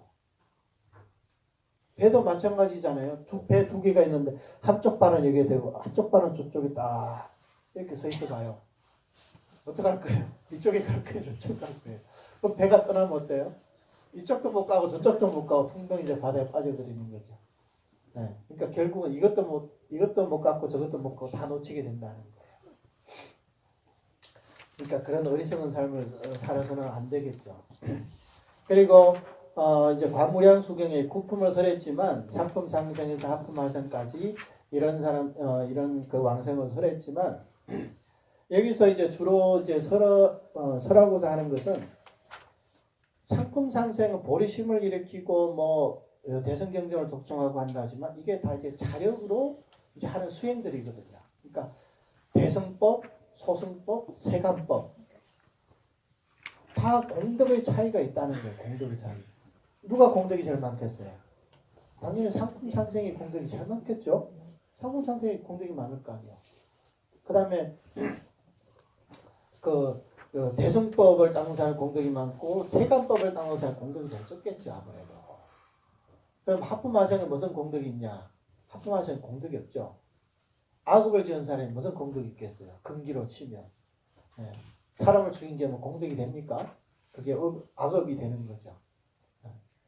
근데 국품이 이렇게 나온 것도 부처님 방편을 설했다 하지만 왜 그러냐? 자력 수행을 통해 가지고 극락왕생하려면 자력 수행에는 분명히 차이가 날 수밖에 없다는 거예요. 상품 상생의 공덕과 상품 중생, 상품 하생 당연히 다르겠죠. 그러면 상품 상생의 공덕이 있는 사람은 그 공덕을 회양하면 당연히 상품 상생으로 극락에 왕생하고 그 다음에 이 하품 하생도 이게 사실 방편이지만 이 사람이 악업이 많기 때문에 극락세에 왕생하면 하품 하생으로 왕생한다는 거예요. 하품 하생으로 이렇게 이제 국품의 차별이 생겨난다는 거거든요. 그런데 거기에 이제 진실한 뜻을 본다면 연불이 바로 부처님의 본회이고 이게 진실한 공덕이기 때문에 연불의 공덕은 상품 상생의 공덕을 초월한다. 왜? 상품 상생의 공덕은 본인이 아무리 버르심을 바라고 대성경기를 독송하고 뭐 육바라밀을 닦는다 하더라도 부처님께서 성취하신 공덕과는 하늘과 땅 차이로 전혀 비교할 수가 없다는 거예요. 제가 항상 말씀드리지만 우리는 태어나면서부터 밥도 안 먹고 잠도 안 자고 물도 안 마시고 100년 동안 수행을 한다 하더라도 그 공덕과 부처님의 공덕과 비교한다면 그거는 전혀 비교가 되지 않는다. 부처님은 무량겁 동안에 수행해가지고 그 성불을 하셨는데 우리 100년 동안 수행한 공덕하고 부처님 공덕이 비교가 되겠습니까? 근데 이 명호 자체는 부처님의 성불의 공덕이기 때문에 당연히 상품 상생의 공덕 가지고는 비교할 수가 없겠죠. 당연히 명월 공덕이 더 크죠. 그렇기 때문에 연불하는 사람들은 이런 삼배 국품에 떨어지지 않고 바로 극락세계 보토에 태어난다는 거예요.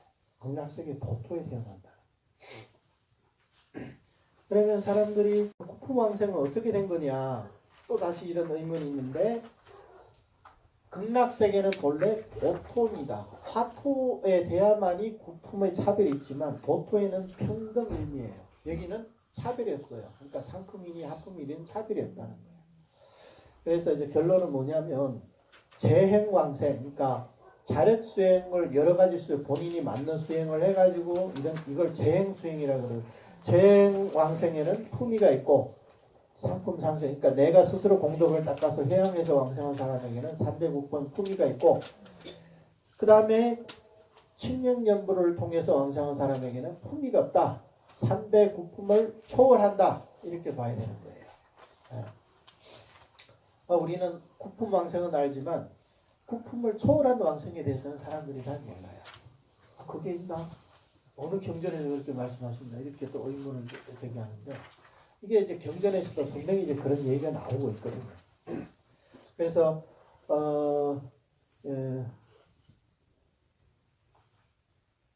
여기 이건 뭐 아까도 읽어드렸지만 지금까지 비록 정산이선의 이익을 설하셨으나 부처님의 본원을 바라보니 그 뜻은 중생들 한결같이 아미타불의 명호를 부르는 데 있다. 이게 바로 부처님의 본회라는 거죠. 그 다음에 선도대사님의 해석도 있어요. 밑에 극락의 무의 열반계를 인연을 따르는 잡다한 선으로 왕성하기 어려우니 그런 까닭에 이렇게서 요법을 선택하시어 아미타불을 전념하고 또 전념하라 가르치시네. 이게 그 유통문에 대한 또 이제 선도대사님의 해석이라고, 전체 광경에 대한 해석이라고 이렇게 볼 수가 있어요. 인연을 따르는 잡다한 선. 그러니까 인연에 어떤 대성을 만나면 대성법을 닦고 소성을 만나면 소성법을 닦고 세간선을 만나면 세간선을 닦고 이게 이제 각자 이제 인연을 따르는 선이라고 볼 수가 있고, 그러니까 어떤 사람은 법화경과 인연을 만났기 때문에 법화경 사경하고 이것만 작성한다. 이것도 하나의 인연이죠. 금강경을 하는 사람도 금강경의 인연이, 지장경을 하는 사람은 지장경의 인연이 있단 말이에요. 다란이를 하는 사람은 또 다란이 그런 인연이 있고, 하지만 극락왕생에 있어서는 이런 것들이 다 잡다한 행위에 속한다는 거예요. 왜냐? 왜 잡다한 행위냐? 잡이란 말이 들어가면 사람들은 싫어하거든요. 욕하는 것 같다고. 잡자가 들어가면. 근데 이 잡이라는 것은 정행과 정정업, 정행, 잡행 이렇게 서로 이제 상대되는 개념인데, 반대되는 개념인데, 잡행이란 여러 가지 행위 섞여 있는 행, 그리고 순수하지 않기 때문에 잡다하다 이렇게 표현하는 거예요. 부처님의 본호는 칙령연불인데 이 사람이 칙령연불을 하지 않고 다른 이것저것 해가지고 그 회양을 했기 때문에 이게 잡다한 행위다. 그러면 이러한 행으로는 왕생하기 어렵다. 왜? 이런 행들은 전부 다 적은 성금과 복덕이기 때문에 왕생하기 어렵다. 그래서 부처님께서 우리에게 뭘 권장하셨냐? 아미타불의 명호를 부르고 또 부르라. 이게 일심불란이라는 거예요. 일심불란. 부르고 또 부르라. 그러니까 일양천념하라는 뜻이죠. 그 다음에 연불이 곧 열반문이다. 이게 선도대사님의 말씀입니다. 그러니까 연불에서 성불, 연불이 인이면 성불이 결과가 되는 거예요.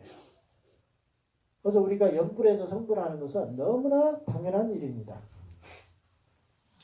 근데 이 극락세계는 열반의 세계라. 열반의 세계. 그러면 경을 볼게요. 저 나라를 무슨 까닭에 극락이라 부르는가? 아미타경의 말씀이죠. 그러니까 연불왕생은 곧장 보토로 들어가고 품위와 계급을 초월한다는 거예요. 그렇기 때문에 사실 원래 극락이라고 하는 거거든요. 그럼 볼게요. 왜 극락이라 부르냐? 그 나라 중생들에게 아무런 고통이 없고 단지 온갖 즐거움만 누림으로 극락이라 부르니라. 아미타경에 이렇게 나와 있는 겁니다. 아무런 고통이 없다. 이 고통이라는 것은 우리 불교에서는 고통에 대해서는 분류가 엄청 이렇게 세밀하게 분류를 해놨어요. 84,000고도 있고 더 나은 무량고도 있고. 근데 가장 작은 단위로 분류를 한 두 가지예요. 몸의 고통과 마음의 고통. 이 두 가지로 분류할 수가 있다. 심신의 고통으로 분류할 수가 있다. 근데 극락세계는 이런 심신의 고통이 없다. 이런 얘기가 되는 거예요. 아무런 고통이 없다. 그러면 이 고통 가운데 가장 큰 고통이 뭐냐? 여기도 두 가지가 있어요. 그게 이제 뭐 하나로 표현하면 생사의 고통. 생사윤회의 고통이 가장 큰 고통이거든요. 우리가 이 세상에 태어나지 않았다면 우리가 이 세상에서 고통을 받을 일이 있을까요? 없잖아요. 그 원효대사님이 그런 말씀하셨다잖아요. 죽기 싫으면 태어나지 말라. 태어날 때는 이미 죽음을 약속했다면서요. 그러니까 사랑하는 사람과 헤어지기 싫으면 만나지를 말라. 만날 때에는 헤어짐을 약속했다. 그러니까 애인과 헤어지도 후회하지 마세요. 안 만났으면 헤어질 일도 없잖아요. 맞는 말이잖아요, 사실은. 우리가 부부 사이도 아무리 서로 사랑하고 서로 존경하고 아낀다 하더라도 안 헤어집니까? 헤어지죠? 언젠가는 한 침대에 둘이 자다가 어느 날 보니까 이제 혼자서 자기 됐잖아요. 그거는 뭐 누구나 다 겪어야 돼. 둘이 한 날 한 시에 똑같이 죽으면 몰라도 그렇게 될 수밖에 없잖아요. 그러니까 이 생사의 고통이라는 것이 이게 근본의 고통이 되는 거예요. 근데 생사의 고통에는 두 가지가 있어요. 하나는 분단 생사가 있고 하나는 변력 생사. 이게 불교 내의 전문 용어입니다. 분단 생사는 우리 사바세계에서 육도 윤회하는 거. 몸을 죽으면 다시 죽음신이 다시 또 환생을 해가지고 또 태어나고 뭐 천상에 태어날 수도 있고 지옥에 태어날 수도 있고 이게 분단 생사라고 그러는 거예요. 그 다음에 또 하나는 변력 생사라는 것은 뭐냐면 삼계에서 벗어난 이런 성인들에게도 생사가 있다. 그것을 변력 생사. 근데 이 변력 생사는 우리처럼 이렇게 죽었다 살아나 죽었다 또 다시 환생했다 이런 개념이 아니라 한 단계 한 단계 경계가 올라감에 따라서 깨달음과 미혹, 그러니까 미혹에서 깨달음으로, 그 다음에 미혹에서 깨달음 한 단계 한 단계 올라가는 게 있잖아요. 그러니까 성불하기까지는 대선에서 52위 그 지위가 있기 때문에 이제 깨달음과 미혹이 점점 바뀌면서 경계가 이제 전변하게 되는 거예요. 경계 점점 높아지죠. 이것을 가지고 변력 생사라고 하는 거예요. 그러니까 이것도 하나의 미세한 고통에 속한다는 거예요. 근데 극락 세계에는 이런 고통이 없다는 거예요. 분단 생사든 변력 생사든 이런 고통이 없다. 이것은 무슨 뜻이냐? 그것은 오로지 보토에만이 가능한 거예요. 보토. 그것도 일반 보토가 아니라 부처님의 경지에 맞먹는 보토에만이 가능한 거예요. 왜냐하면 보살에게도 아직 변력 생사가 있거든요. 그럼 아직 고통이 있잖아요. 괴로움이 있잖아요. 근데 극락세계는 그런 괴로움이 없기 때문에 이것은 부처님의 그 열반 세계와 맞먹는 그런 세계라는 거예요. 그래서 열반계라고 무의 열반계다 이렇게 표현을 하시는 겁니다. 왜냐면 우리가 연불을 하게 되면 바로 이 열반문에 들어갈 수가 있다는 거예요. 연불이 바로 열반문이기 때문에. 그 아미타경은 현장법사님이 번역한 것도 있어요. 칭참 정토 불섭수경이라고 아미타경의 다른 번역본인데 거기는 뭐라고 하셨냐? 무슨 인연으로 저 부처님의 세계를 극락이라 부르는가? 저 세계의 모든 유정부류들에게, 유정부류라는 건 우리 유정 중생을 말하는 거죠. 우리 중생들을 말하는 일체 심신의 걱정과 괴로움이 없으며 오직 한량없는 청정한 희락만 존재하는 까닭에 극락세계라 부릅니다. 이게 바로 극락세계라는 거예요. 이게 바로 열반계야만이 가능한 거예요. 두 가지 생사를 벗어나고 이런 모든 미혹에서 벗어난 이런 세계거든요. 이게 이제 열반계라고 하는 거예요. 이거 다 해야 되는데. 네? 시간. 8번째 이거 좀 빨리 볼게요. 이거 무량수객에 나온 말씀입니다. 저 부처님의 국도는 청정하고 안온하며 미묘하고 쾌락하여 무위열반의 도에 부름 가느니라.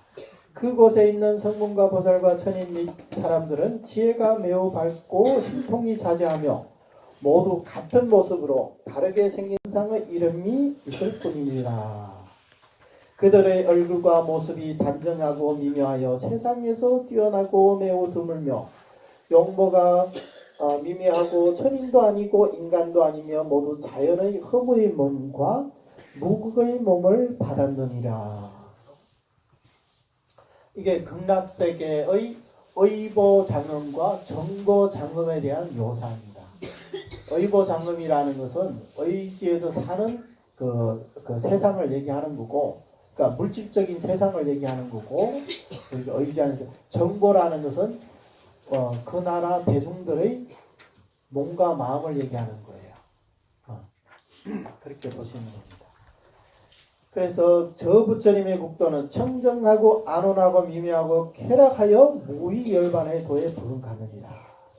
이게 바로 첫 번째 이 단락이 극락세계가 바로 열반계라는 것을 밝히는 겁니다. 열반계. 이런 열반계에는 300국품의 차별이 있을 수가 없겠죠. 이런 열반계에는. 청정하고 안온하고 미묘하고 쾌락하다. 이것은 뭐냐면 열반의 4가지 덕이 있어요. 상락아정. 열반의 4가지 덕이 있는데 항상하고 변함이 없다는 거예요. 즐겁고 그게는 이제 참나가 있다는 거예요. 진정한 자유가 있다는. 그러니까 참나라고 하면 뭐가 실체가 있다고 그렇게 생각하지 마시고 참나 불교에서 말하는 대성이대 소성이 다 완전한 공성과 상응하는 거예요. 공성을 떠나서 우리 불교 교리가 성립이 되지가 않습니다. 그렇기 때문에 상락아정한 막이 뭔가 있는 것 같이 생각하는데 이게 다 공성과 상응하는 겁니다. 그래서 이 참나라는 것도 참나라는 것은 자유를 얘기하는 그 열반경에서 8가지 자유가 있다는 거예요. 그게 왜 이런 자유가 가능하냐? 공성에 의해서 가능하다는 거예요. 우리의 음력이 다했기 때문에, 음력이 공했기 때문에. 음력은 무슨 역할을 합니까? 사람을 개박시키는, 묶어두는 역할을 하고, 그 음력이 다 하면 어때요? 자유롭겠죠. 자유가 있겠죠. 우리 중생에 자유가 없는 것은 음력의 지배를 받기 때문에 그래요. 근데 극락세계는 그런 음력이 다한 세상이기 때문에 열반의 세계라는 거예요. 그렇기 때문에 절대 무한한 이런 자유를 갖게 된다는 거예요. 그래서 상락아정, 청정한, 더러움이 없기 때문에 청정하다는 거죠. 그래서 이것은 이제 열반의 경계라는 것이고, 그 다음에 그곳에 있는 성문과 보살, 천인 및 사람들은 지혜가 매우 밝다. 이것은 극락세계 대중들 정보장엄에 대한 이제 설명이죠. 하지만 여기서 우리가 잘 보면요, 지금 이 말씀도 지혜가 매우 밝다. 이것은 부처님의 48대원에 있는 내용이에요. 48대원의 성취라고 볼 수가 있죠. 지혜가 밝다는 것은 제25원에서 설일체지원, 그 다음에 제29원 득변제지원, 제30원 지변무궁원, 이 3가지 원력이 이루어져서 이 지혜가 극락세계 대중의 지혜가 밝다. 이 원력이 이제 형성이 된 이런 지혜가 생겨난. 그 다음에 신통이 자제하다는 것은 제5원에서부터 제10원까지가 신통력에 대해서, 육신통에 대해서 나와 있는 거고. 그래서 이 원력이 성취됐기 때문에 신통이 자제해지는 거고. 그리고 모두 같은 모습으로, 이것은 제3원 실계 금색원. 극락세계 왕생한 사람들은 모두 부처님과 똑같은 자마 진금 색신, 그러니까 황금, 이 부처님과 같은 황금신, 그리고 30 이상 80종호를 부처님과 같이 똑같이 가지고 있다는 거예요. 그래서 극락세계에는 차별이 없는 세상, 평등에서 차별이 없다. 모든 대중이 다 똑같이 생겼다는 거예요. 부처님처럼. 최고로 잘생긴 사람들만 모여 산다는 거예요. 그게 못생긴 사람이 없어요. 우리 이 세상에 살면서 이 용모 때문에 그동안 소가리를 했던 분들은 부디 극락세계를 가십시오. 그거는 최고의 미남이 되고 민회가 됩니다. 그거는 시방국도 어디 가더라도 최고의 미남이 왔다고 이렇게 칭찬이 자자합니다. 거기는 못생겼다고 이제 그렇게 말하는 사람이 없으니까 걱정 마시고. 근데 그러면 다 똑같이 생겼으면 이게 누가 누군지 분별 못하는 거 아니냐? 절대 그런 일이 없어요. 신통력이 자제하다 했잖아요. 딱 상대방을 보면 이 사람은 어디서 왔고 저 지구에서 왔는지 저 어디 다른 별나라에서 왔는지 달나라에서 왔는지 다 안다는 거예요. 전 세계에 뭐 하다 오는 사람인지도 다 알고 그런 능력이 다 있다는 거예요. 네, 그렇기 때문에 누가 누구를 못 알아보고 그런 걱정은 할 필요가 없다. 다르게 생긴 사람이 없다. 이게 무효호축원. 그러니까 잘생기고 못생기고 한 사람이 없다. 네, 딱 똑같이 생겼단 말이죠. 그 다음에 다만 그런데 다른 세계의 인연에 수순하여 인간과 천상의 이름이 있을 뿐이니라. 이것은 뭐냐면 극락세계에 보면 우리가 그 청도 삼부경에 보면 극락세계는 성문이 있고 뭐 보살이 있고 천인이 있고 이런 얘기가 나오거든요. 근데 그렇게 보면 보살이 높고 그 다음에 성문이 둘째고 천이 나면 우리 삼계에 윤회하는 중생은 천이 그러면 셋째고 이렇게 평등하지 않은 게 아니냐 이런 게 생길 수가 있잖아요. 근데 그렇지 않다는 거예요. 여기서 말씀하셨죠. 왜 이런 천인의 이름이 있냐. 다른 세상의 인연에 수순해가지고 인간과 천상의 이름만 있을 뿐이다. 실제로는 어떠냐. 이 사람들이 전득한 바는 모두 평등해서 차별이 없다. 부처님과 똑같은 공덕을 가진다는 거예요. 왜? 내가 부처님의 명호를 불러서 여러분이나 저나 똑같이 부처님 명호를 불러서 극락왕수 했기 때문에 공덕은 똑같단 말이에요. 부처님의 공덕인데 뭐 내가 부르면 많고 뭐 상대방이 부르면 적고 그럴 일이 없거든요. 똑같이 부처님의 원력의 배를 타고 왕성했기 때문에 그 나라에 이르러도 평등하기 때문에 공덕이 똑같다는 거예요. 다만 우리가 타방 세계의 인연에 수순해가지고 천인이라 부를 수도 있고 성문이라 부를 수도 있고 때에 따라서 보살이라 부를 수도 있단 말이에요. 그러니까 이것은 이름만 그럴 뿐이지 내용 면에 있어서는 정당한 바는 다 똑같다. 평등해서 차별이 없다. 그들의 얼굴과 모습이 단정하고 미묘하여 세상에서 뛰어나고 매우 드물며 용모가 미묘하여 천인도 아니고 인간도 아니며 모두 자연의 허무의 몸과 무극의 몸을 받았느니라. 제가 거짓말한 게 아니죠. 얼굴과 모습이 단정하고 미묘하여 세상에서 뛰어난다고 했어요. 시방국도에서도 최고로 미남이라는 거예요. 그거는 용모가 미묘하고 그러니까 천인보다도 뛰어난 천인이 그렇게 잘생겼다. 천녀는 더 잘생겼고 또 더 예쁘고 그래가지고 우리 뭐 칠선녀 뭐 그런 뭐 그 신화 소설도 있잖아요. 그 선녀가 얼마나 잘생겼으면 그 옷을 훔쳐가지고 이제 마누라를 잡으려고 그런 게 있으니까 얼마나 이뻤으면. 근데 뭐 천녀가 이 세상에 올 일이 있겠습니까? 천상 세계는 여기보다 훨씬 물도 더 깨끗하고 환경도 더 좋을 텐데 우리 사바 세계는요 인간들이 사는 세계에는 천인들이 내려오려고 하도 막 몇천 킬로 몇만 킬로 밖에서 벌써 막 냄새가 나가지고 냄새가 나고 오기 싫대요. 그래 이런 호흡 신장들이나 어쩔 수 없이 그 수하기 위해서 오시지 천인들이 할 일이 없어가지고 뭐 사바세계 좋아가지고 뭐 그런 일은 없습니다. 그런 일은 없어요.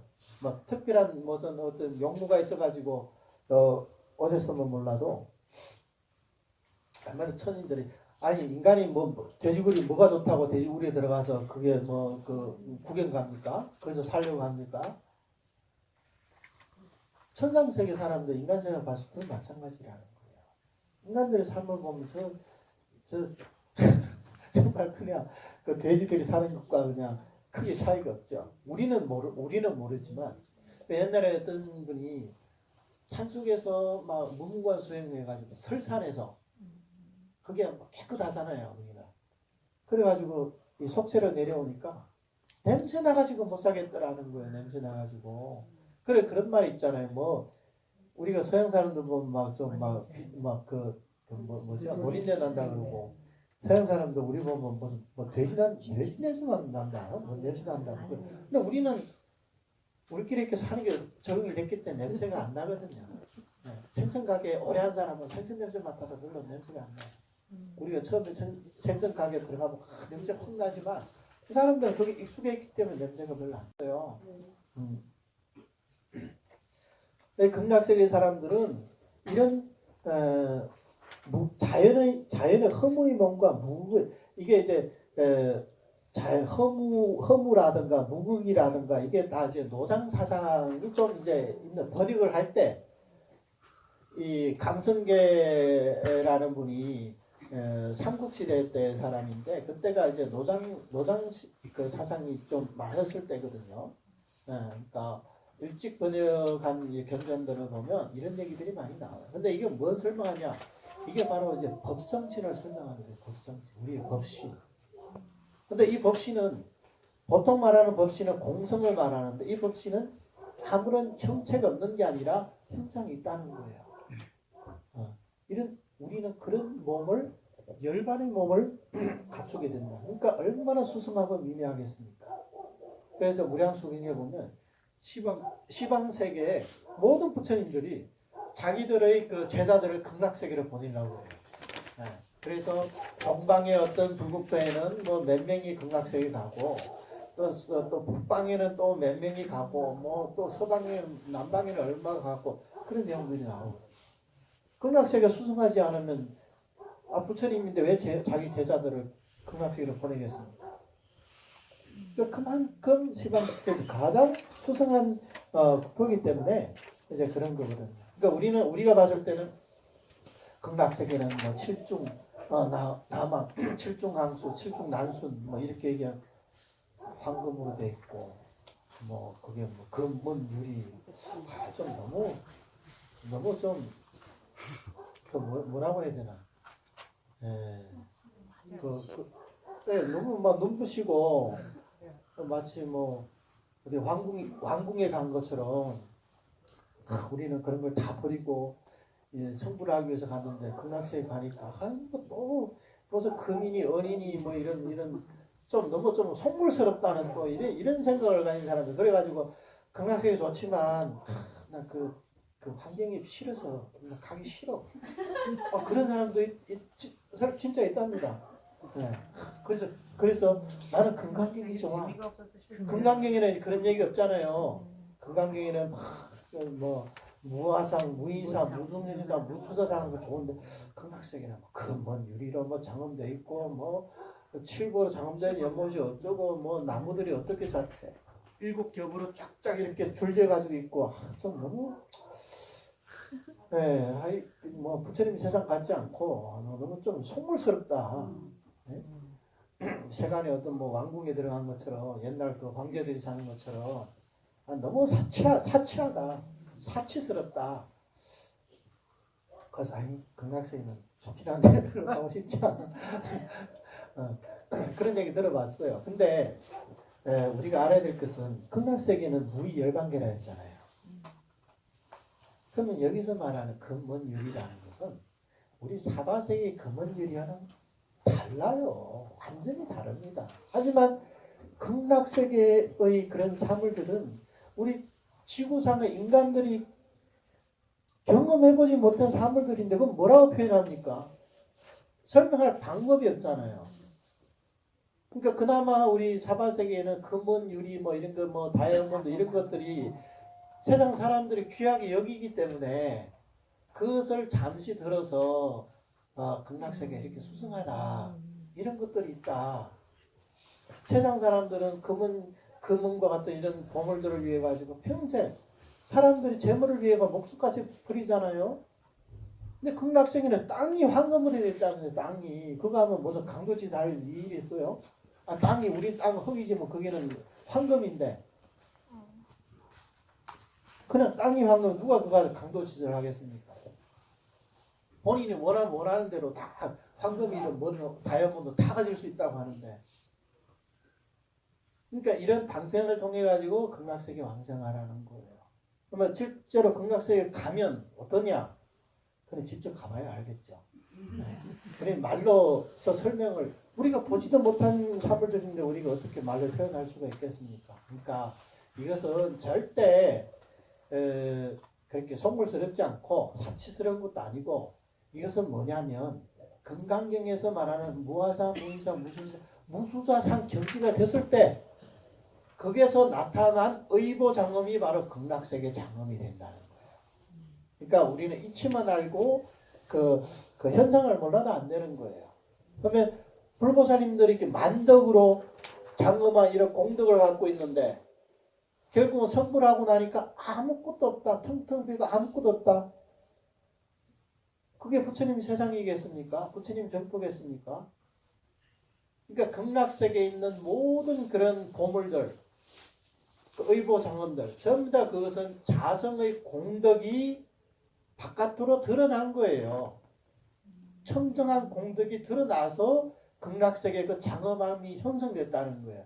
우리 인간 세상처럼 이 뭐 절을 지려면 뭐 재료 사가지고 뭐 뚝딱뚝딱하면 지을 필요가 없이 공덕에 의해 가지고 형성됐기 때문에 그것은 인위적인 어떤 조작을 통해서 형성된 게 아니라는 거예요. 부처님의 원력에 의해서 생각만 딱 하면 공덕력에 의해서 그게 형성이 된다는 거죠. 그러니까 그런 부처님의 공덕이 있는 세상에 우리가 살면 극락세 가가지고 한번 숨만 한번 들으셔도 우리 여기에서 우리 뭐 참선하는 사람들이 막 화두 든다고 막 수십 년 같이 막 선방에 앉아가지고 용맹정진한다 그러잖아. 우리는 극락세 숨만 한번 들으셔도 깨달음 얻을 수가 있습니다. 그렇게 수승한 곳인데 극락세계 왕생구만 하면 못 깨달은 사람이 없어요. 그러니까 깨달음을 원하는 사람이든 아니면 밀교 수행을 원하는 사람이든 밀교하고 싶으면 극락 가서 부처님한테 배우면 안 됩니까? 법화경을 공부하고 싶은 사람들 부처님한테 부처님 법화경 한번 설해 주십시오. 부처님한테 직접 들으면 얼마나 좋습니까? 금강경도 한번 부처님 금강경 한번 설해 주십시오 하면 또 금강경을 들을 수가 있고 난 관세음보살이 좋은데 관세음보살 절절절 따라다니면서 관세음보살님 어디 중생구제를 할 수 좀 데려가 주십시오. 네. 네. 그러면 보살님 따라다니면서 우리도 또 보살님을 도와가지고 우리도 중생구제도 할 수가 있고 얼마나 좋은 세상입니까? 그게 바로 이런 이 극락세계라는 거예요. 이런 극락세계가 있는데 세간에 이게 죽거리만 한 이런 무슨 본인이 생각하는 이런 즐거움 때문에 이 극락세계를 포기해 버린다면 그 정말 얼마나 큰 손해입니까? 무량수불의 국토장엄은 제1의제 묘경계상이다. 제1의제라는 것은 최고로 가는 진리라는 거. 이게 뭐냐? 공성이라는. 이 공성을 필경공이라고 합니다. 그러니까 공이라는 것도 이름은 똑같은데 공에도 여러 가지로 나눌 수가 있어요. 그러니까 소승인들이 바라보는 공이랑 대성인들이 바라보는 공. 대성에서도 또 경지에 따라서 또 다르거든요. 금강경에서 그랬잖아요.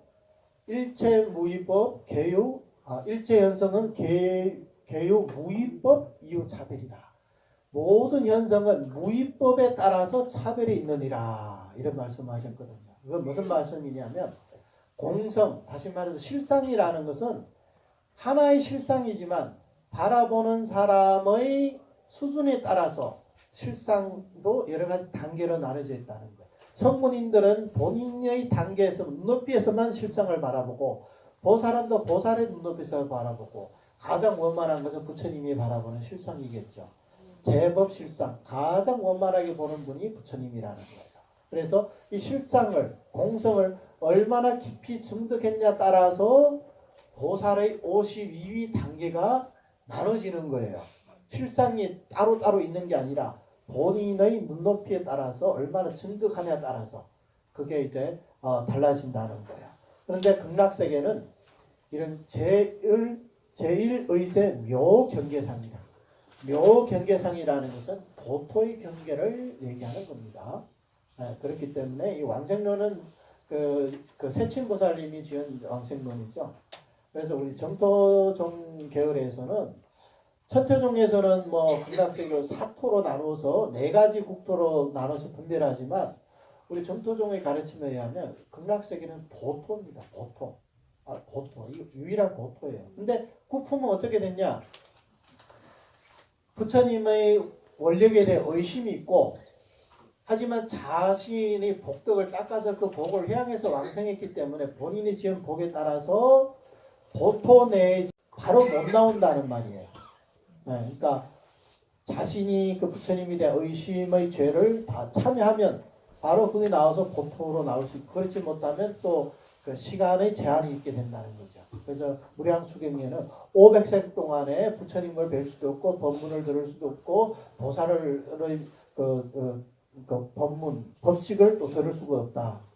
이 세 가지 괴로움이 있다 그랬거든요. 그 외에는 전혀 괴로움이 없대요. 그러니까 하품마성에서 극락세계 12대급 동안 육고 속에 있다 하더라도 저 천상 그것도 이제 색계천의 삼선천이 가장 즐겁다 그러거든요. 그 삼선천보다도 더 즐겁다고 했어요. 그러니까 12대급 동안 그 연꽃에 갇혀서 못 나온다 하더라도 우리 사바세계 천상세계보다 더 즐겁다는 거예요. 그러니까 그 이제 어떤 분들 설사 내가 하품마성 하더라도 그래도 천상보다는 나으니까 나는 극락세계 가겠다. 어떤 사람들이 그래요. 아이 극락세계 하품마성은 12대급 동안 있다고 하는데 그 12대급 동안 그게 있지 말고 이 사바세계에서 12대급 동안 수행해가지고 중생구제하는 게 낫지 않겠냐.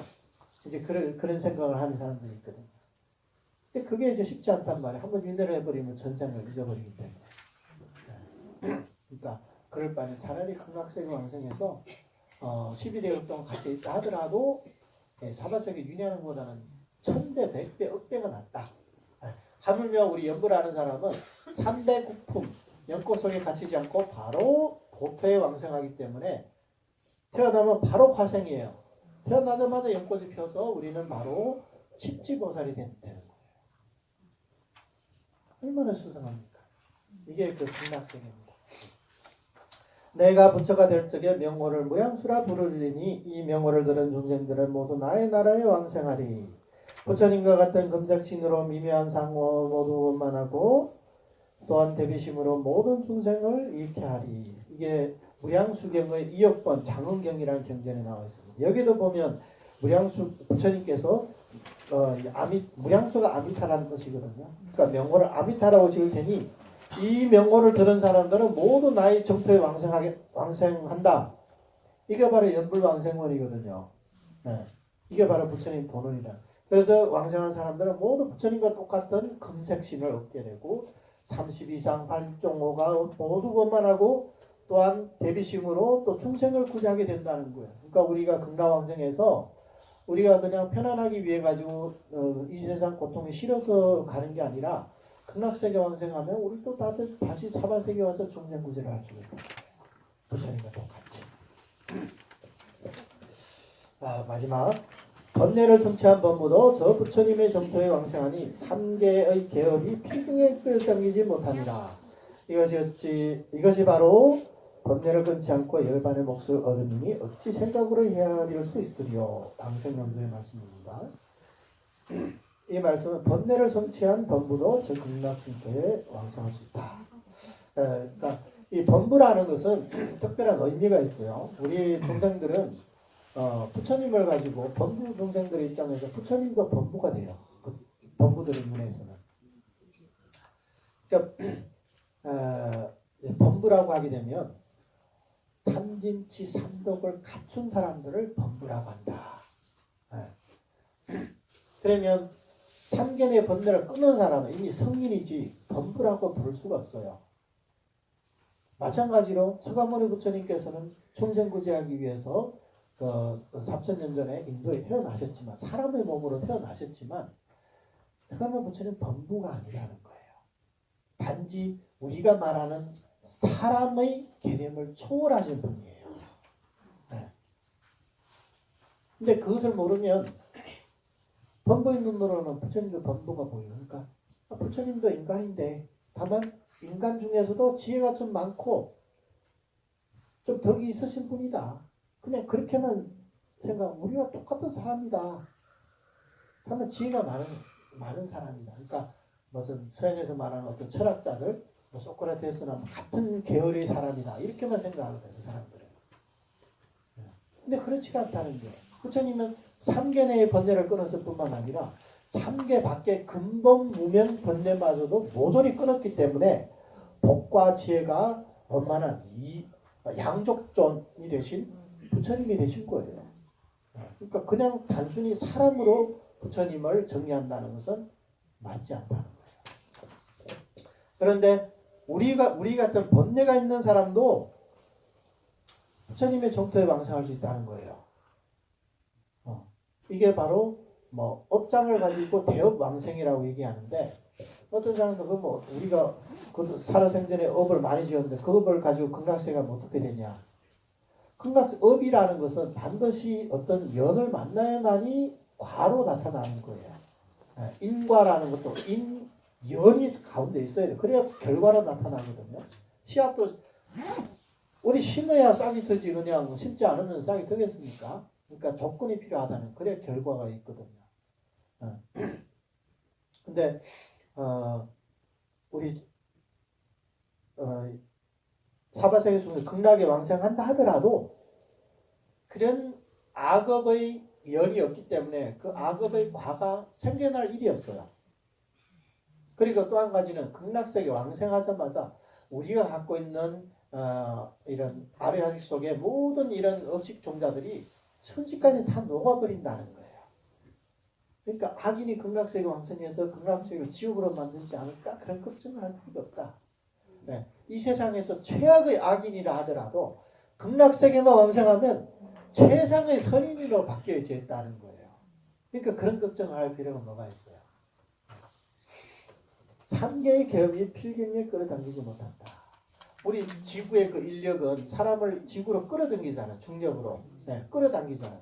우리가 사람이 흑음으로 뜨지 않고 지구에서 땅으로 끌어당기잖아. 이게 이제 인력이거든요. 근데 우리 중생들의 업이라는 것은 우리가 지은 업은 이 업이 하나의 그 밧줄처럼 우리를 묶어두게 된다는 거예요. 이것을 개박이라고 그러거든요.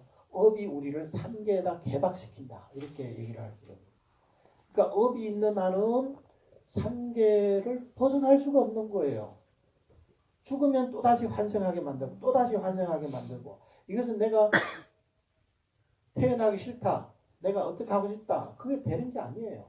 나도 어쩔 수 없이 아래식 사회에서 어떤 종자가 현행하에 따라서 갈 수밖에 없는 거예요.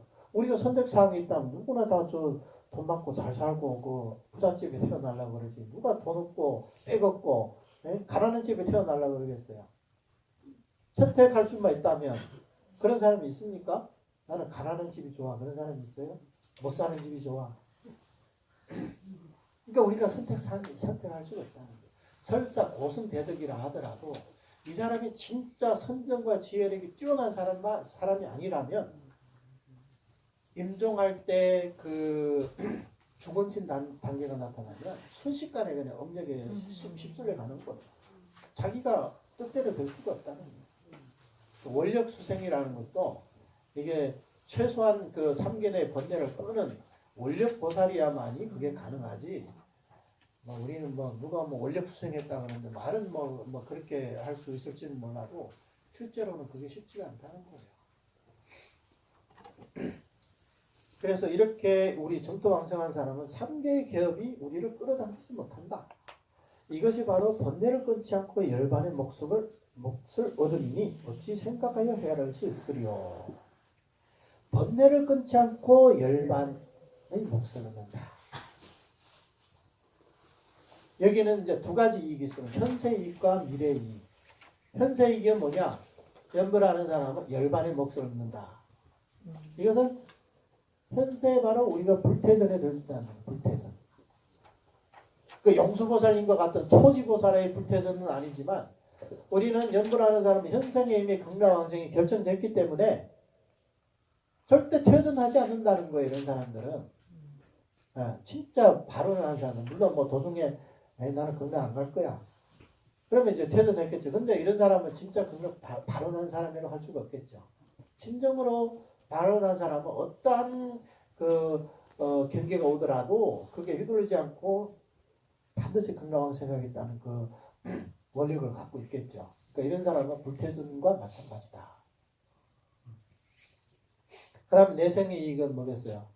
왕생성불의 이익이겠죠. 그러니까 이 몫이란, 그러니까 열반, 몫이라는 것은 뭐 전부를 말하는 것. 하지만 사바세계에서는 나의 그 한 몫일 수 있지만 극락세계 하면 그 전체를 내가 다 얻을 수가 있다. 그래서 여러분 극락세계 왕생하면 극락세계는 소유권이든 사유권이든 전부 우리의 이름으로 되어 있습니다. 그러니까 이것은 부처님께서 무상으로 우리 중생들에게 주신 거예요. 그러니까 극락세계는 부처님의 세계만이 아니라 나의 세계가 되는 거죠. 그게 바로 이제 아버지가 자식에게 무상으로 집을 그냥 주듯이 부처님은 우리 중생들 다 자식을 생각하기 때문에 극락세계를 그냥 공짜로 우리 중생들을 주신 거예요. 그런데 아버지가 집을 준다는데도 이 사바세계 이 초가상간 이걸 못 버려가지고 아니 나는 이거 그동안 살았는데 이걸 버리고 가기 싫어. 그러지 마시고 이런 좋은 그런 극락세계에 있는 아버지인 부처님 아버님이 우리를 지금 아주 뭐 버르던 갔던 그 집을 지놓고 우리를 기다리고 있는데 부처님 한없이 기다리게만 하시겠습니까? 그래서는 안 되겠죠. 그러니까 금생에 우리가 반드시 극락세계 왕생한다 이런 마음을 갖고 이렇게 지금까지 교리 공부도 했지만 칙령견불이 왜 수승한지 거기에 대해 가지고 이제 교류를 통해 가지고 어느 정도 아셨으리라 믿습니다. 그러면 이런 교리들은 단지 그냥 한문으로 공부하는 게 아니라 이게 피가 되고 살이 되어야 되거든요. 그러니까 이게 나의 생명 속에 나의 몸 속에 녹아들어서 이게 나 평생의 행업, 수행법이 돼야 되는 거예요. 오늘 이렇게 했다가 내일 저렇게 했다 이렇게 바꾸지 말고 이 하나를 꾸준히 이렇게 해서 우리가 극락왕생하는 그날까지 부처님을 친견하고 우리 그 연하들을 타고 극락왕생에서 우리가 성불하기까지 놓치지 않고 꾸준히 남아다 불려야 할 것입니다. 오늘이 아쉽지만 금봉사 이 마지막 그 강의 시간이었는데 뭐 빠른 시일 내에 또 이제 또 인연이 주어지겠죠. 그때 되면 또 다시 모여서 같이 또 토론도 하고 공부도 하고 같이 연불도 하면서 인연을 계속 이어나가기를 바라겠습니다. 네.